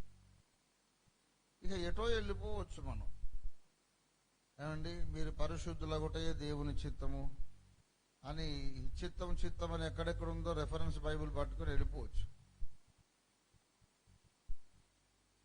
కానీ ఇక్కడ కాంటెక్స్చువల్ గా, సందర్భానుసారంగా మనం చూస్తే దేవుని చిత్తం ఏమిటి అంటే 103వ కీర్తన 6వ వచనము చూడండి. యెహోవా నీతి క్రియను జరిగించుచు బాధింపబడు వారికందరికీ న్యాయము తీర్చును. దేవునికి స్తోత్రం కలుగును గాక. హల్లెలూయా. దేవుడు నీతి క్రియలు జరిగించువాడు, బాధింపబడు వారికందరికీ న్యాయము తీర్చువాడు. పిల్లరా, బాధింపబడు వారికి, సమాజంలో బాధింపబడిన వారు ఉన్నారు, బాధితులు ఉన్నారు, నలుగగొట్టబడుచున్న వారు ఉన్నారు. దయచేసి దైవ సేవకులు, నా సహదాసులు, ఏదో నన్ను పిలిచారు, ఈ మైక్ అప్పగించారు, నేను మీకంటే అధికున్నని కాదు. అవకాశం ఇస్తే మీరు ఒప్పుకుంటే మీ అందరి కాళ్ళు నేను సంతోషంగా కడుగుతానని సభాముఖంగా తెలియజేస్తున్నా. అవకాశం ఇచ్చి చూడండి, కడుగుతానో లేదు. నేనేదో మీకన్నా పండితున్నని కాదు నేను చెప్పడం. ఒక విన్నపం చేస్తున్నాను. దైవ సేవకులమైన మనం మన అభిప్రాయాలు మార్చుకోవడానికి ఎప్పుడు సిద్ధంగా ఉండాలి. దిద్దుబాటు చేసుకోవడానికి సిద్ధంగా ఉండాలి. ఎందుకంటే దిద్దుకోవడం, అభిప్రాయాలు మార్చుకోవడమే నేర్చుకోవడం. అభిప్రాయాలు మార్చుకోకుండా ఏంటి నేర్చుకుంటావు నీవు? నేర్చుకునేది లేకుండా శిష్యునిగా ఎలా ఉంటావు? శిష్యుడనగా నేర్చుకునేవాడు, నేర్చుకునేవాడు అనగా అంతకు ముందున్న అభిప్రాయం మార్చుకునేవాడు. పెద్ద మార్పేవి నేను ప్రతిపాదించడం లేదు. యేసు ప్రభు వారు కన్యకు పుట్టలేదనో, దేవుడు కాదనో, లేకపోతే దేవుడు త్రిత్వం కాదనో, యేసు మళ్ళీ రాడు అనో, ఆయన వచ్చేసాడు నా లోపలే ఉన్నాడు అనో, ఇట్లాంటి తిక్క సిద్ధాంతాలు ఏం చెప్పండి. నేను అభిప్రాయాలు మార్చుకోమన్నాను అంటే వామ్మో ఏదో మార్చుకోమంటున్నాడు, ఎంత పెద్ద దుర్బోధ చేస్తాడు అని మీరు కంగారు పడక్కర్లేదు. పెద్ద దుర్బోధ లేదు, చిన్న దుర్బోధ లేదు. లేఖనాల ప్రకారమే మార్చుకుందాం. నేనేమీ చెప్పను, దేవుడు చెప్పిన దాని ప్రకారం మార్చుకుందాం. రక్షణ పొంది సేవ కొరకు పిలువబడి పరిశుద్ధాత్మ అభిషేకము పొంది దేవుని రాయబారులుగా పనిచేస్తున్న మన జీవిత విధానములో ఒక చిన్న దినుసు యాడ్ చేద్దాం. అదేమిటంటే న్యాయము కొరకైన రోషం. రక్షణ పొందాం, ఆత్మాభిషేకం ఉంది, వాక్య జ్ఞానం ఉన్నది, వాగ్దాటి ఉన్నది, సేవ చేద్దామనే భారం ఉంది, మోకాళ్ళ ప్రార్థనా జీవితం, కన్నీళ్ళ ప్రార్థనా జీవితం ఉంది, అన్ని శుభ లక్షణాలు ఉన్నాయి. ఇంకో కొంచెం పరిమళం యాడ్ చేద్దాం మన జీవితానికి. ఉన్నట్టే ఉండండి. ఆ పాత లక్షణాలు, రక్షణ, పరిశుద్ధాత్మ అభిషేకం, ప్రార్థన అన్నీ ఉండాలి. మీ సిద్ధాంతం ఎట్లా ఉండదో అలాగే ఉంచండి, నో ప్రాబ్లం. కొంచెం దేవుడు మిమ్మల్ని మెచ్చుకోవాలంటే మాత్రం ఒక్క దినుసు యాడ్ చేయాల. న్యాయము కొరకైన రోషము. లేకపోతే అసలు పరలోకమే మిస్ అయిపోతాం. ఇంత సేవ చేసి 1 కొరింథీ పత్రిక 6వ అధ్యాయం 9వ వచనం చూడండి దయచేసి. అన్యాయస్తులు దేవుని రాజ్యమునకు వారసులు కాని వింటిది. కొత్త నిబంధన భక్తులకు మాదిరి పురుషుడైన పాత నిబంధన భక్తుడు యోబు. దేవుని స్తోత్రం కలుగును గాక. కోపం రావాలి. అట్లా కదండి, అంత కోపం అయితే అలాగా మనం అలాగా రెచ్చిపోకూడదు, బీపీ పెంచుకోకూడదు. ఏదైనా జరిగింది కాక మనం ప్రశాంతంగా, తండ్రి వీరేమి చేయుచున్నారు వీరు అంటూ ఉండాలి. అనేవాళ్ళు ప్రశ్న అడుగుతాను. నీ భార్య వయసు వచ్చిన నీ కూతురు మీదో దుండగుడు వచ్చి ఒంటి మీద చెయ్యేశాడు, అత్యాచారం చేద్దాం అనుకున్నాడు, నువ్వు అప్పుడు ఏం చేస్తావని నా ముక్కు సూడి ప్రశ్న. వాడి దగ్గరికి వెళ్ళి, హల్లెలూయా సహోదరుడా, ప్రభువు నిన్ను ప్రేమించుచున్నాడు. This is the day that the Lord has made, we will rejoice. ఈ దినం ప్రభు చేసినది. సహోదరుడా, దేవుడు నిన్ను బహుగా ప్రేమించుచున్నాడు. నేను నిన్ను ప్రేమించుచున్నాను అని నువ్వు సోది చెప్పే లోపల ఆడు చేయాల్సిన ఘాతుకం చేసేస్తావు. లేకపోతే ప్రార్థన చేస్తావా మోకరించి గడగడమని అన్య భాషలు మాట, తండ్రి వీడేమి చేస్తున్నాడో వీడికేమీ తెలీదు. ఎందుకు తెలియదు? తెలిసే చేస్తున్నాడు వాడు.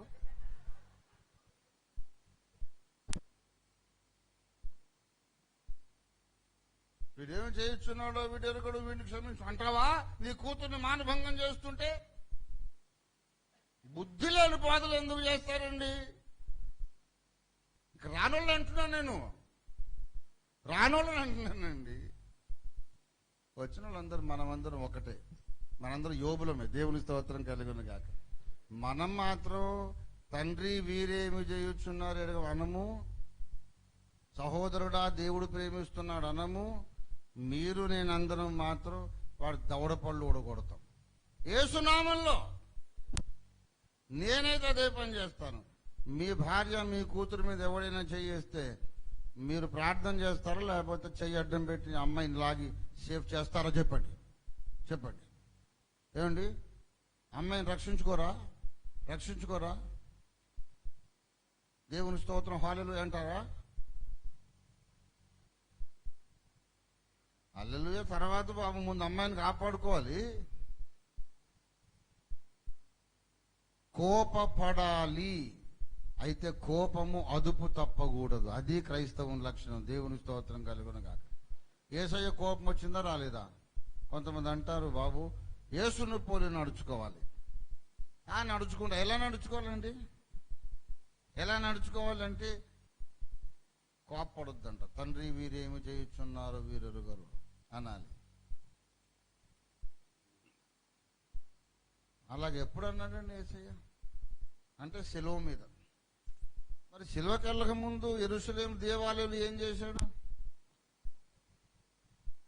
దేవుని మందిరాన్ని వ్యాపార పిల్లుగా దొంగల గుహగా చేసినప్పుడు ఆ దేవాలయంలో తిరుగుచు కన్నీరు కార్చుచు, తండ్రి వీరేమి చేయుచున్నారు వీరెరుగరు, అనవసరంగా గొర్రెలు గొడ్డు గోద అమ్ముతున్నారు తండ్రి.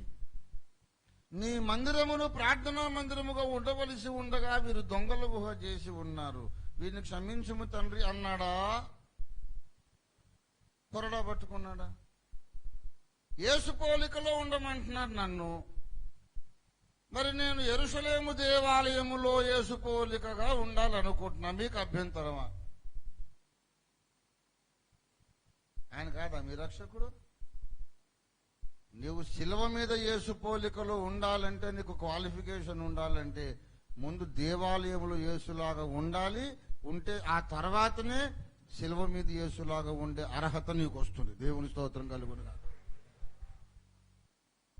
చిన్న దిద్దుబాటు.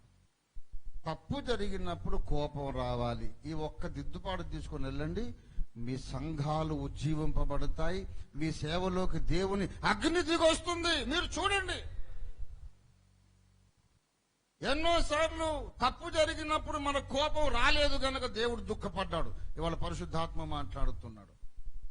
కళ్ళ ముందంత తప్పు జరుగుతుంటే నా దాసుడు కోపడేమిటి, అడ్డగించడానికి ప్రయత్నం చేయడేమిటి నా దాసుడని పరిశుద్ధాత్మ దేవుడు ఎన్నోసార్లు బాధపడ్డాడు. మన సిద్ధాంతం అంతా బాగుంది, ప్రవర్తన బాగుంది, సేవ భావం బాగుంది. తప్పును చూసినప్పుడు కన్నెర్ర చేయకపోవడం పెద్ద డిస్క్వాలిఫికేషన్. అది ఆ ఒక్క దిద్దుబాటు మనం లోపల చేసుకుంటే మన సంఘాలు క్రమములోకి వచ్చేస్తాయి. అసలు మన దేశమే బాగుపడుతుంది. దేవుని స్తోత్రం కలుగును గాక. క్రైస్తవునికి సరైన కోపం వస్తే మతోన్మాదులకు కొమ్ములు విరిగిపోతాయి. మనం కోపం వస్తే ఏం చేస్తామని చెప్పండి? కొడతామా, తిడతామా, అల్లరి చేస్తామా? ఏం చేస్తాం? వాడిని గూర్చి ప్రార్థన చేస్తాం అంతే. మనకున్న ఆయుధము ప్రార్థన ఒక్కటే, ఇంకేం చెయ్యం మనం. కొట్టడం, తిట్టడం, దొమ్మిళ్ళకి దిగడం, హింస చేయడం మనకు రాదు. కానీ ఏ ఆయుధానికి లేని శక్తి మన ప్రార్థనకు ఉంది. దేవునికి స్తోత్రం కలుగును గాక. హల్లెలూయా. సమాజంలో అన్యాయము జరుగుతుంది, దాన్ని ఆపాల్సిన అవసరం ఉన్నది. మీ ఇంట్లోకి దొంగలు వచ్చారు. దొంగలు వచ్చి తాళం చెవి ఎక్కడుందంటే, దొంగగారు నమస్కారం అండి, ప్రైజ్ ది లార్డ్ అండి, ఏం కావాలండి? తాళం చెవులండి, అదిగోండి ఇక్కడ. వాడికి తాళం చెవులు ఇచ్చేసి మీరు మోకరించి అప్పుడు అన్య భాషలో లేకుండా తెలుగు భాషలో మాట్లాడేసి హల్లెలూయా, this is the day that the Lord has made. తండ్రి, ఈ దొంగగారు ఏం చేస్తున్నారో వారికి తెలియదు తండ్రి, వారిని క్షమించేసింది తండ్రి అంటావా? నీ సొత్తు నువ్వు కాపాడుకోవు, నీ భార్య పిల్లల్ని కాపాడుకుంటావు, నీ సొత్తుని కాపాడుకుంటావు. ప్రార్థన చెయ్యాలి. ప్రార్థన చేస్తూ మనం కూడా ప్రయత్నం చేయాలి. ఒక ఆయన అన్నాడు, మందు వాడొద్దు, మందు వాడితే తప్పు, నరకానికి వెళ్తావు అని అంటున్నాడు. సోడబుడ్డి కళ్ళద్దాలు పెట్టుకొని. నీ కళ్ళద్దాలు మేడ్ ఇన్ హెవెనా బాబు అని అడిగాను నేను. నీ కళ్ళద్దాలు డాక్టర్ దగ్గరికి వెళ్తే వచ్చినాయా, లేకపోతే మేడ్ ఇన్ హెవెనా పైనుంచి పడేసాడు దేవుడు? అవే మెడిసిన్ వాడొద్దు అంటాడు. మెడిసిన్ వాడొద్దు అని గోక్కుంటున్నాడు. ఆ చేయి అని చెప్పా. ఎందుకు గోక్కుంటున్నావు? బుర్రలో దురద పెట్టింది అనుకోండి. లాజరును మృతుల్లో నుంచి లేపిన దేవా, మృతులను సజీవులుగా చేసే దేవా, నా బుర్రలో దురద పెడతాం, దురద తగ్గించు తండ్రి అని నువ్వు ప్రార్థన ఎందుకు చేయలేదు? లాజరునే లేపిన దేవుడు నీ నెత్తి మీద ఆ దురద తగ్గించలేడా? కుష్ఠరోగిని బాగు చేసిన దేవుడు, 12 ఏళ్ల రక్తస్రావ రోగి అనే స్త్రీని బాగు చేసిన దేవుడు నీ బాడులో ఉన్నటువంటి దురద తగ్గించలేడా? దేవా, నీ శక్తిని నమ్ముచున్నా, నా దేవుడు సజీవుడు, నేను బుర్ర గోక్కోను, దురద తగ్గాలి, యేసునామములో తగ్గాలి, తగ్గాలి, తగ్గాలంటే దురద ఎక్కువ అవుతా ఉంటుంది. ఇటు బీపీ పెరిగి. నాకు దురద పెడితే గోక్కుంటాను, ప్రార్థన చేయను. ప్రార్థన చేయడానికి ఇంకా విలువైన అంశాలు దీనికోసం కాదు. ప్రార్థన చేయాల్సిందే, కానీ నశించే కోట్లాది ఆత్మల కొరకు కన్నీరు కాచి ప్రార్థన చేయి. కడుపు నొప్పి పోస్తే ఇంత బరాలుగా నేర్చుకొని ఇంత ఎనాలజీని ఏదన్నా వేసుకో, 5 నిమిషాల్లో పోతుంది. మిగతా టైం అంతా నీ కడుపు నొప్పి కోసం కాదు, సార్వత్రిక సంఘ ఉజ్జీవం కొరకు, దేశ ప్రజల రక్షణ కొరకు ప్రార్థన చేయాలి. ప్రార్థన దేని కొరకు చేయాలో దాని కొరకు చేయాలి. కొరడా ఎప్పుడు పట్టుకోవాలో దానప్పుడు కొరడా పట్టుకోవాలి. దేవుని స్తోత్రం కలుగును గాక. హల్లెలూయా.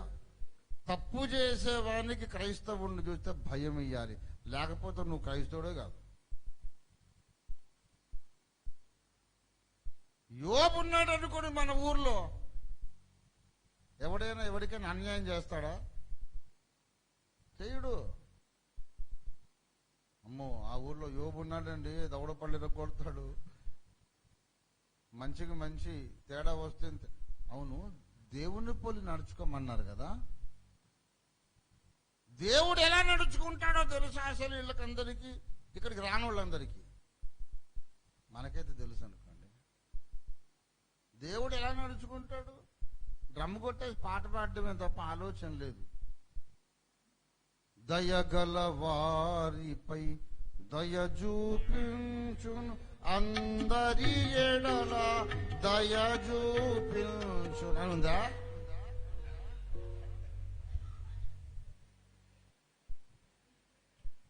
యెహోవా నా బలము, యథార్థమైనది నీ మార్గం, పరిపూర్ణమైనది. ఏంటి యథార్థమైన మార్గం? ఏమిటి ఆ పరిపూర్ణమైన మార్గం? ఏంటి ఏంటి? అందరి పట్ల ఏకరీతిగా దయ చూపిస్తాడు ఆయన. దయగల వారిపై దయ చూపించును, కఠినుల ఎడల వికటము చూపును. దయగల వారిపై కఠినుల ఎడల వికటము చూపును. గర్విష్ఠుల యొక్క గర్వము నణచును, గర్వము నణచును. సర్వము ఎరిగిన సర్వాధికారి, సర్వము ఎరిగిన సర్వాధికారి, యెహోవా నా బలమా, యథార్థమైనది నీ మార్గం, పరిపూర్ణ. యెహోవా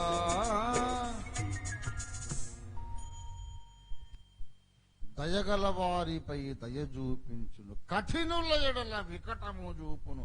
గర్విష్ఠుల యొక్క గర్వమును అణుచును అని చెప్పిన బైబిలే మనకు చెబుతుంది. ఎఫెసీ 5:1 మీరు ప్రియులైన పిల్లల వలె దేవుని పోలి నడుచుకోవాలి. దేవుడు ఇలా నడుచుకుంటాడు. తప్పు జరగకూడదు, తప్పు జరిగితే కన్నెరు చేస్తాడు ఆయన. దేవుడున్నాడురా, మనం తప్పు చేయకూడదు అని ఎలా భయపడతారు? మన ఊళ్ళో దేవుని సేవకుడున్నాడు, మనం తప్పు చేయకూడదు.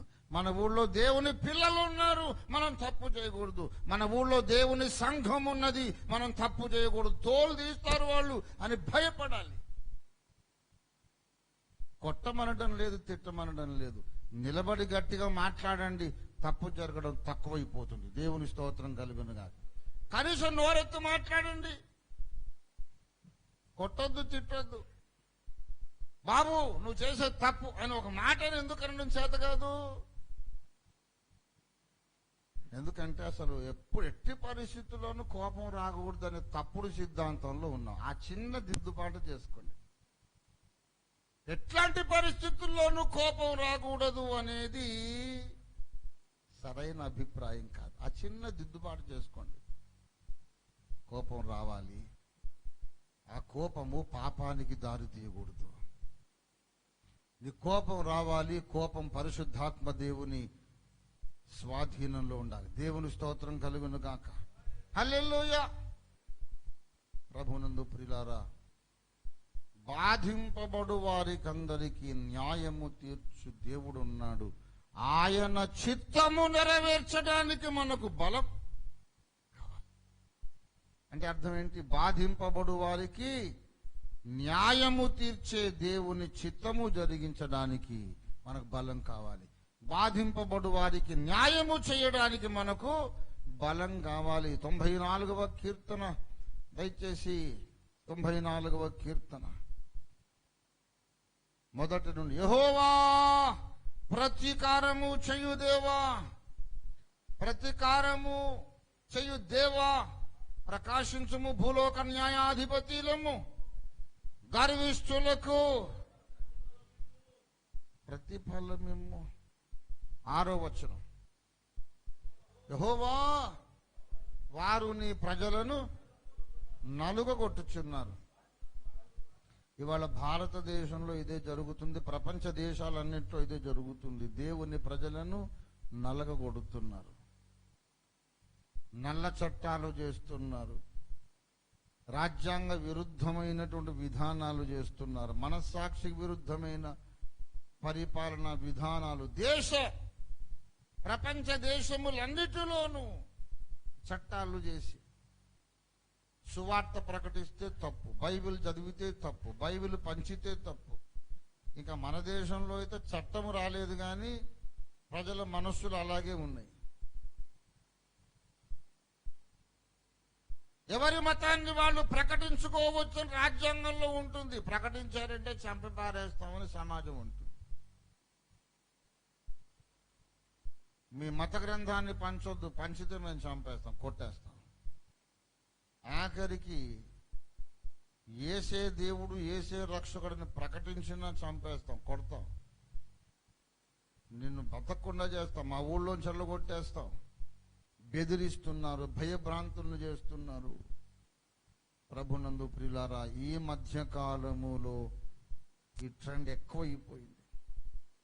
ఒక్క విషయం మీకు చెప్పి ముగించేస్తాను. మహాశ్రమల కాలం ఇంకా రాలేదు. అబద్ధ క్రీస్తు ప్రభుత్వం ఇంకా రాలేదు. అబద్ధ క్రీస్తు ప్రభుత్వం వచ్చినప్పుడు మనము ఓట్లేసి గెలిపించిన గవర్నమెంట్ కాదది. అది సైనిక నియంతృత్వము. ఇప్పుడున్న ప్రభుత్వాలు మనం ఓట్లేసి నిలబెట్టిన ప్రభుత్వాలు. ఇప్పుడున్న ప్రభుత్వాలు మనవి, మన కోసం మన ద్వారా ఏర్పరచబడ్డటువంటి ప్రభుత్వాలు. These governments in democracy are by the people, for the people, and they belong to the people. They are of the people. నేను ఓట్లేశాను, నేను పన్నులు కట్టి నడిపిస్తున్నాను, వాళ్ళ తీసుకునే జీతాలు కూడా నేను కట్టే పన్నుల్లో ఉండి తీసుకుంటున్నారు. వాళ్ళు ప్రజాసేవకులు, సైనిక నియంతలు కాదు. నా ప్రతినిధులు, నేను నిలబెట్టిన రాజులు, ప్రభుత్వాధికారులు నన్నెందుకు అనవసరంగా కొడతారు? అన్యాయంగా ఎందుకు బాధిస్తారు? బాబు నువ్వు చేస్తున్న తప్పు అని కనీసం అడుగుదామంటే, బ్రదర్ మనం అట్లా రాజకీయాలు ఉద్యమాలు చేయకూడదండి అంటాడు. పోలీస్ కంప్లైంట్ ఇద్దాం అంటే పోలీస్ స్టేషన్కి వెళ్ళకూడదండి, తప్పండి. కనీసం ఒక ఎంఆర్ఓ దగ్గరికి వెళ్దాం, కలెక్టర్ గారి దగ్గరికి వెళ్దాం, మాకు ఇలాగ అన్యాయం జరిగింది అని చెప్పుకుందాం అంటే, అబ్బాయి మనం ప్రార్థన చేయాలి బ్రదర్. ఈ ప్రార్థన చేద్దాం అనేదంతా తప్పించుకునే వేషం తప్ప ఇంకేం లేదు. ఏపాటి ప్రార్థన చేస్తున్నాడండి? యోబు కంటే ఎక్కువ ప్రార్థన చేశాడా?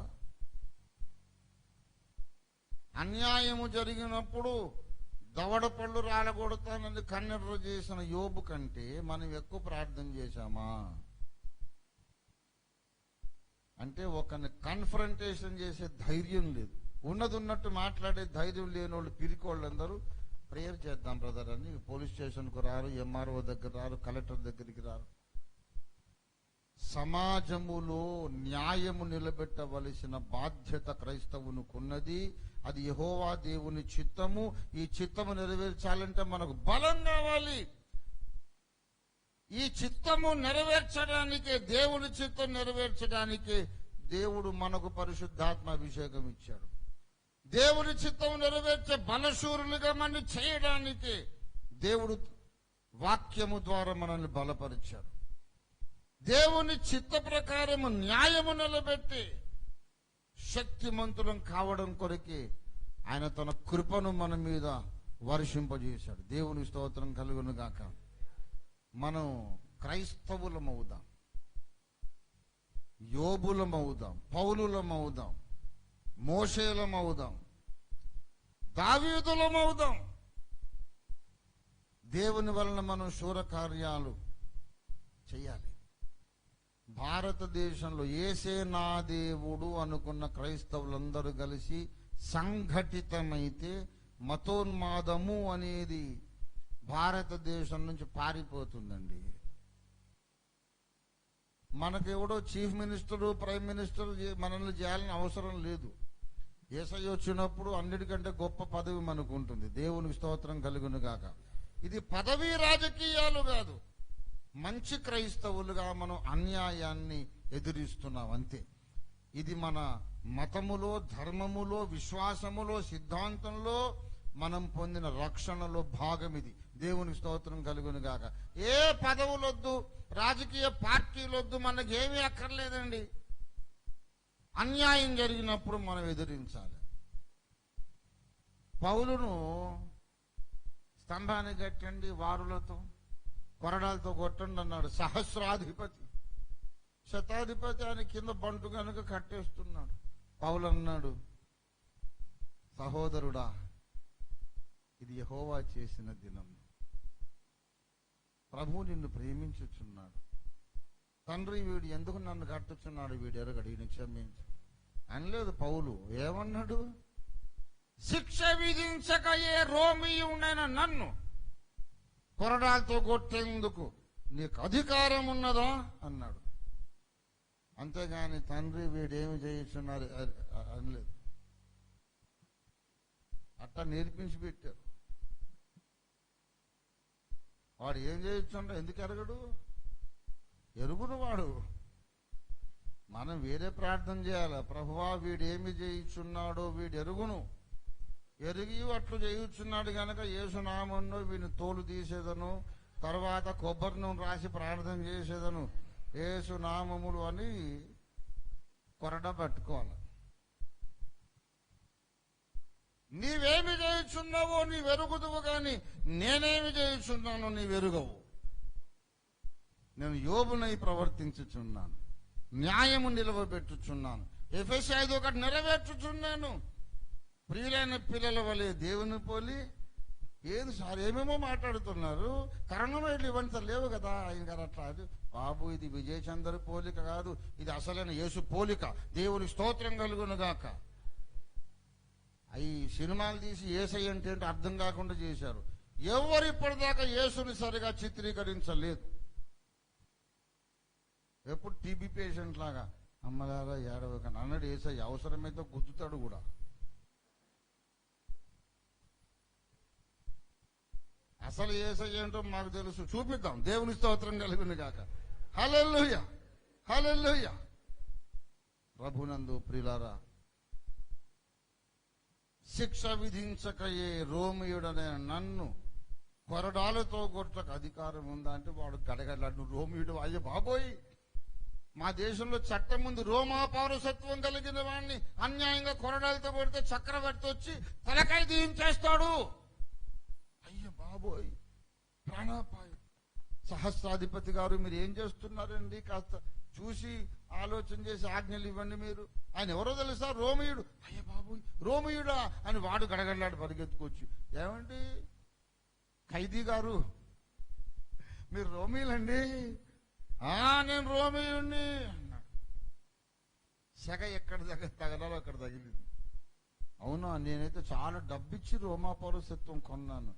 డబ్బించి కొనుక్కున్నావు నువ్వు, నేను జన్మముతోనే రోమా పౌరుని. అయ్యే బాబోయ్, ఇప్పేండ్రా, తాళ్ళు ఇప్పేసిండ్రా, సార్ని వదిలేసాను. సార్ అయిపోయాడు అప్పుడే. అంతసేపు ఖైదీ, ఇప్పుడే సార్ అయిపోయాడు. పౌలే కనుక భారతదేశానికి వస్తే ఏం చేస్తాడు? బైబిల్ పంచుతున్నాడు. కొట్టడానికి వచ్చారు. పౌలేమంటాడు? నేను ఏ నేరము చెయ్యకున్నను రాజ్యాంగములోని 25వ అధికరణమును అనుసరించి నేను నా మతము ప్రచారము చేసుకొనుచుండగా నన్ను కొట్టుటకు నీకు అధికారం ఉన్నదా అంటాడు. అలాగ అడుగుదాం. ఎందుకండి, మేమేదో ప్రశాంతంగా మా పని మేము చేసుకుంటే మీరు కొట్టడం ఏంటి? కావాలంటే మీ గ్రంథాలు మీరు పంచుకోండి. మా మత గ్రంథం పంచుకుంటే కొడుతున్నారుగా, మీ మత గ్రంథాలు మీరు పంచుకోండి అంటే ఆ మాత్రం అవుడియో మాకు లేదనుకున్నావురా నువ్వు? మా మత గ్రంథం పంచితే ఎవడు చదివే సీన్ లేదక్కడ.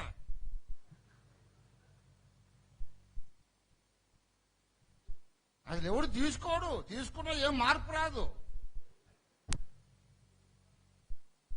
దేశమంతా లోకమంతా మా మత గ్రంథాలు పంచిన అజ్జనివి కన్వర్ట్ అవ్వడం అవుతాడు, ఎవడు కాడు. మీ బైబిల్ చాలా డేంజర్ అండి. అది చదివి దొంగలు మారుతున్నారు, వ్యభిచారులు మారుతున్నారు, నరహంతకులు మారుతున్నారు. అందుకని మీరు పంచితే మాకు కారం పెట్టినట్టు మండుతుంది.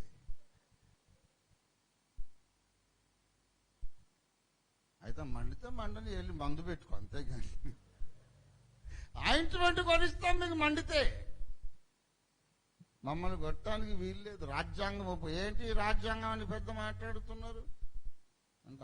మాట్లాడటమే కాదు సార్, కళ్ళు కూడా కొట్టడం కూడా తెలుసు. అదేంటి, మీ దేవుడు ఒక చెంప కొడితే ఇంకో చెంప తిప్పమన్నాడు కదా, అలా తిప్పుతారని ఐడియాలో మేము వచ్చాం.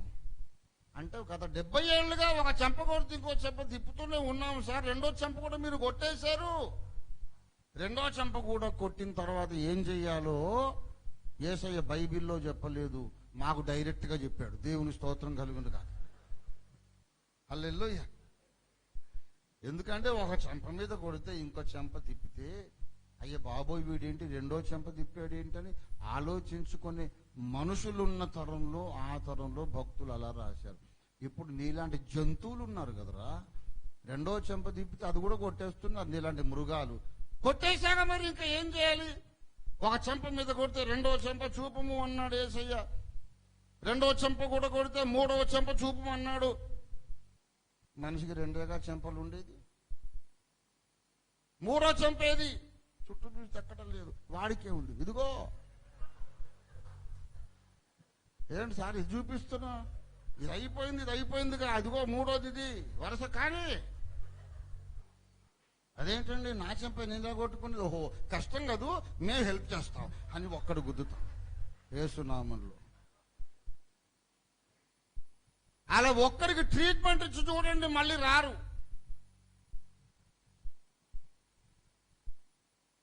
దానికి ఏం పరిశుద్ధాత్మ శక్తి అక్కర్లేదు, అబ్రాహ్మ శక్తి చాలు. దేవుని స్తోత్రం కలుగును కాక.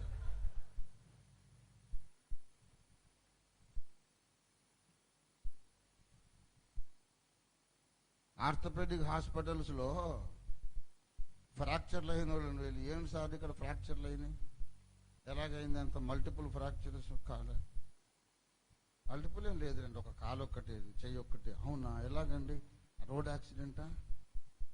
లేదండి, ఇది మీటింగ్ యాక్సిడెంట్. అదేంటండి,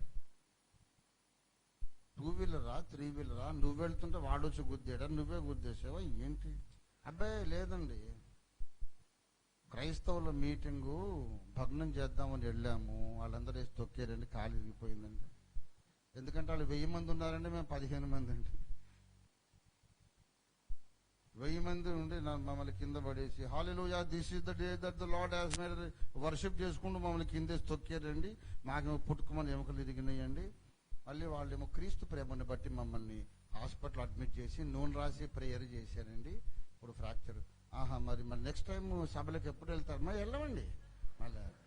ఎందుకంటే మనకు రాజ్యాంగంలో 25వ అధికారం గుర్తొచ్చేసి, అంబేద్కర్ మహాశయుడు ఇచ్చిన హక్కు.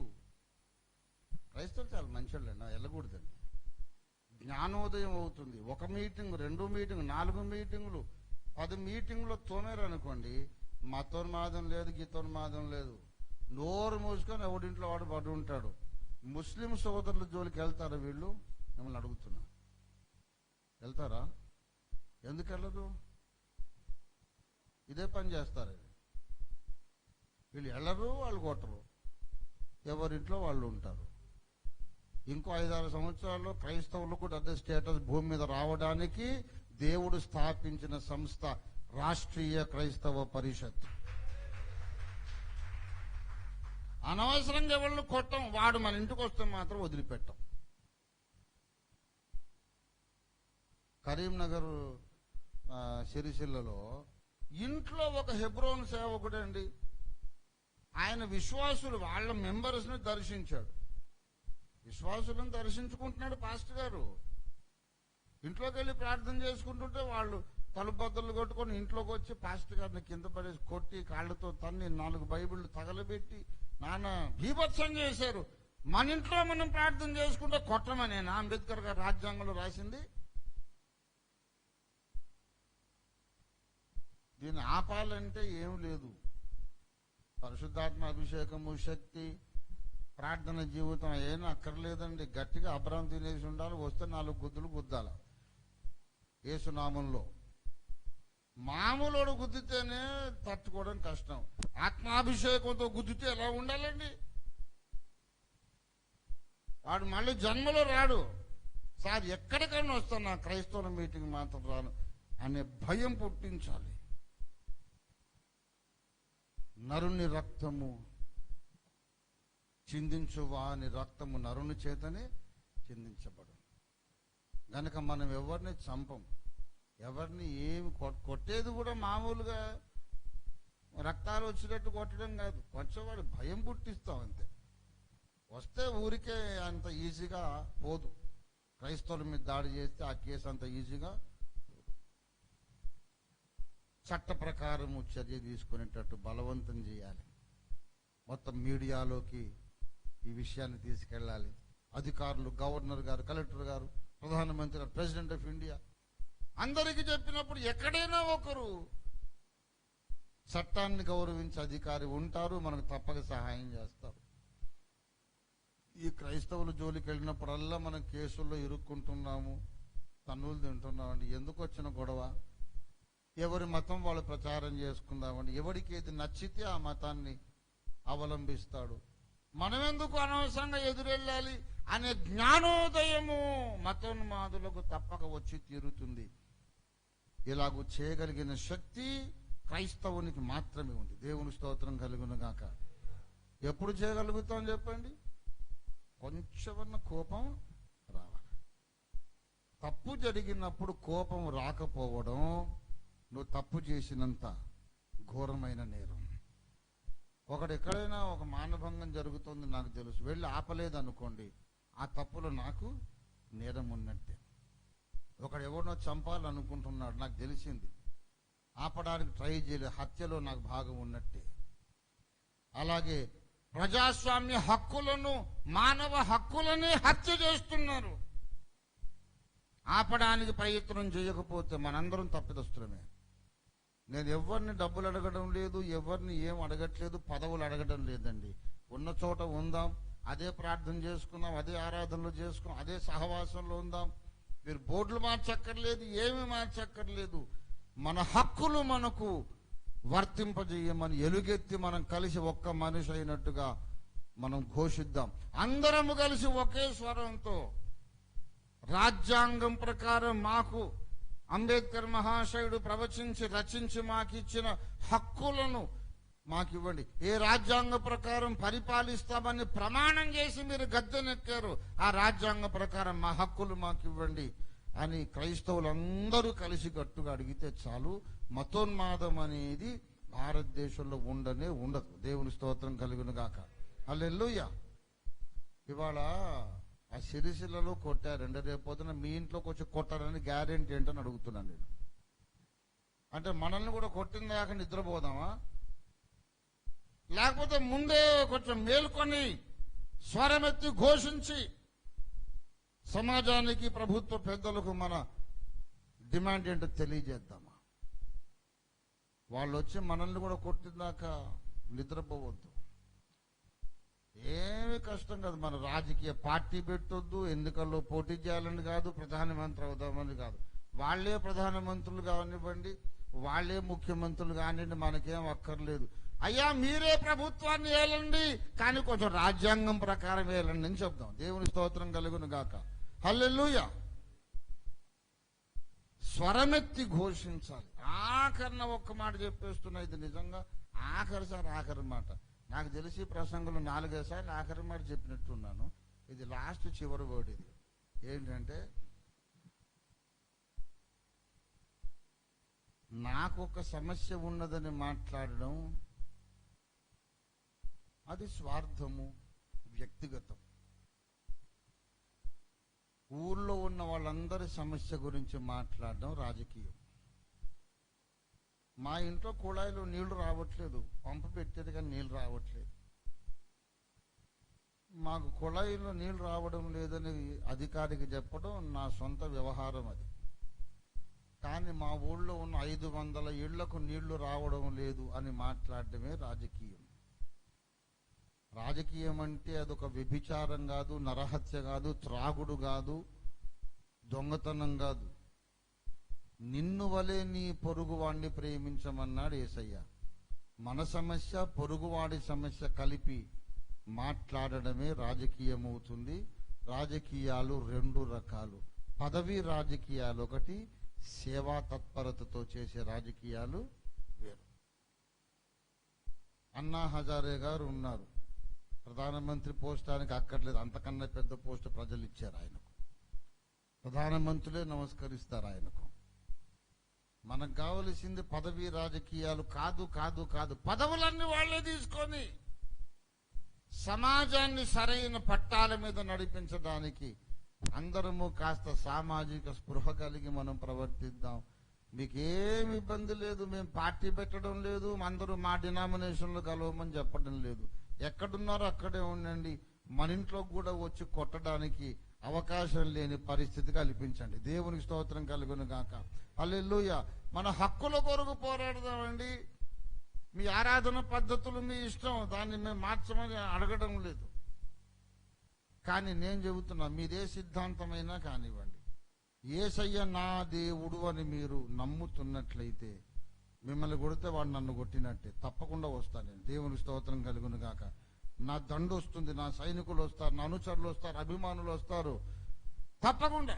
రాజమండ్రిలో ఓ సేవకుడిని చాలా అవమానించారు. వాళ్ళ దేవత గుడిలోకి తీసుకెళ్ళి, ఇంకోసారి యేసుని నేను ప్రకటించను, ఈ దేవతని నమ్ముతాను, అమ్మా దేవత నన్ను క్షమించమని అడుగు అని ఒక వృద్ధుడు సువార్త సేవకుడు బాధ పెట్టి మళ్ళీ దాన్ని వాళ్ళు వీడియో షూటింగ్ చేసి వాళ్ళే వాట్సాప్లో పోస్ట్ చేశారు. ఈస్ట్ గోదావరి. వెంటనే 24 గంటల్లో మా టీం అక్కడికి వెళ్ళారు. వెళ్తే పోలీస్ ఇక్కడ ఆల్రెడీ మైనారిటీ కమిషన్తో మాట్లాడారు. ఆయనతో కంప్లైంట్ పెట్టించండి, వాళ్ళని లోపలే ఇస్తాన్నాడు ఆయన. లోకల్ పోలీస్ స్టేషన్కి వెళ్ళి ఇలా జరిగింది కదా అని ఆ మనిషితో కంప్లైంట్ ఇప్పించండి అన్నాడు ఆయన. ఆ పెద్ద ఆయన అంటాడు, బ్రదర్ ప్రభు మనల్ని క్షమించమన్నాను కదా. ఏమనాలండి? నాకు కోపం రమ్మంటే రాదు మరి. అలా కాదండి, మీరు ఇప్పుడు వచ్చారు కంప్లైంట్ ఇప్పిస్తారు, మళ్ళీ మేము ఈ ఊళ్ళో ఉండాలి, వాళ్ళు మమ్మల్ని ఏమైనా చేస్తారు. ఏమీ చెయ్యడు. ఇంటి మీద రాసుకో, రంజిత్ ఫీరు వాళ్ళ అనుచరుల ఇళ్ళని రాసుకో. అక్కడికి వెళ్దామనే ఐడియా వాడికి కలలో వస్తే ప్యాంటు తడిచిపోద్దాడు. వాడొచ్చి కొట్టేందుకు సీన్ ఉంది వాడికి. మేరా ఘర్ హై, జాగ్రత్త. రారు. నీకంత భయం అయితే నా అనుచరులు ఓఫీర్ దండు 50 మందిని ఇంటి చుట్టూ పెడతారు నేను 5 సంవత్సరాల పాటు. భయపడకు, కంప్లైంట్ రాసి. అంటే బ్రదర్ మనం మన శత్రువుని కూడా ప్రేమించమన్నాడు అంటాడు. ఏం చేయాలి? పెద్ద ఆయన, వయసుకు నాకంటే పెద్దోడు. దద్దమ్మ అనలేను, దౌర్భాగ్యుడా అనలేను, మూడు కూడా అనలేను. కానీ ఇప్పుడు అంటలేదు. నేను అన్నానా అనలేదా? అనలేదు. అంటలేదు అంటాను కదండి. అన్నానే అనలేదా? అనలేదు. అనకూడదు పెద్ద ఆయన పాపం. అట్లాంటి వదిలేను. కానీ మనమైనా అలాంటి బుద్ధిహీనమైన సిద్ధాంతాల్లో ఉండకుండా కొంచెం మానవత్వం ప్రదర్శిద్దాం, క్రీస్తు తత్వం ప్రదర్శిద్దాం. ఎప్పుడు శిలువ మీద యేసే కాదు, యెరూషలేము దేవాలయంలో యేసుగా కూడా మనం ఉండాలి. దేవుని స్తోత్రం కలుగును గాక. రండి మనం ప్రార్థన చేసుకుందాం. ప్రభువా, సరైన ఆలోచన విధానం నాకు నేర్పించమని అడుగుదాం. అందరం అడుగుదామండి, ప్రార్థన చేసుకుందాం. Teach me to think in the right manner, O lord. Teach me to think right. నా ఆలోచన ధోరణిలో ఎక్కడో తప్పున్నది. మన్ను తిన్న పాములాగా నన్ను సోమరుని చేసేసింది, చేవ చచ్చిన వాడిగా చేసేసింది, పౌరుషం లేని వాడిగా చేసింది. నాలో యోబు లక్షణాలు లేవు, మోషే లక్షణాలు లేవు, దావీదు లక్షణాలు లేవు, పౌలు లక్షణాలు లేవు. మళ్ళీ నేను ఒక పెద్ద భక్తుడిని అనుకుంటున్నాను. Please help me lord. Reform my mind and my ideology, Lord.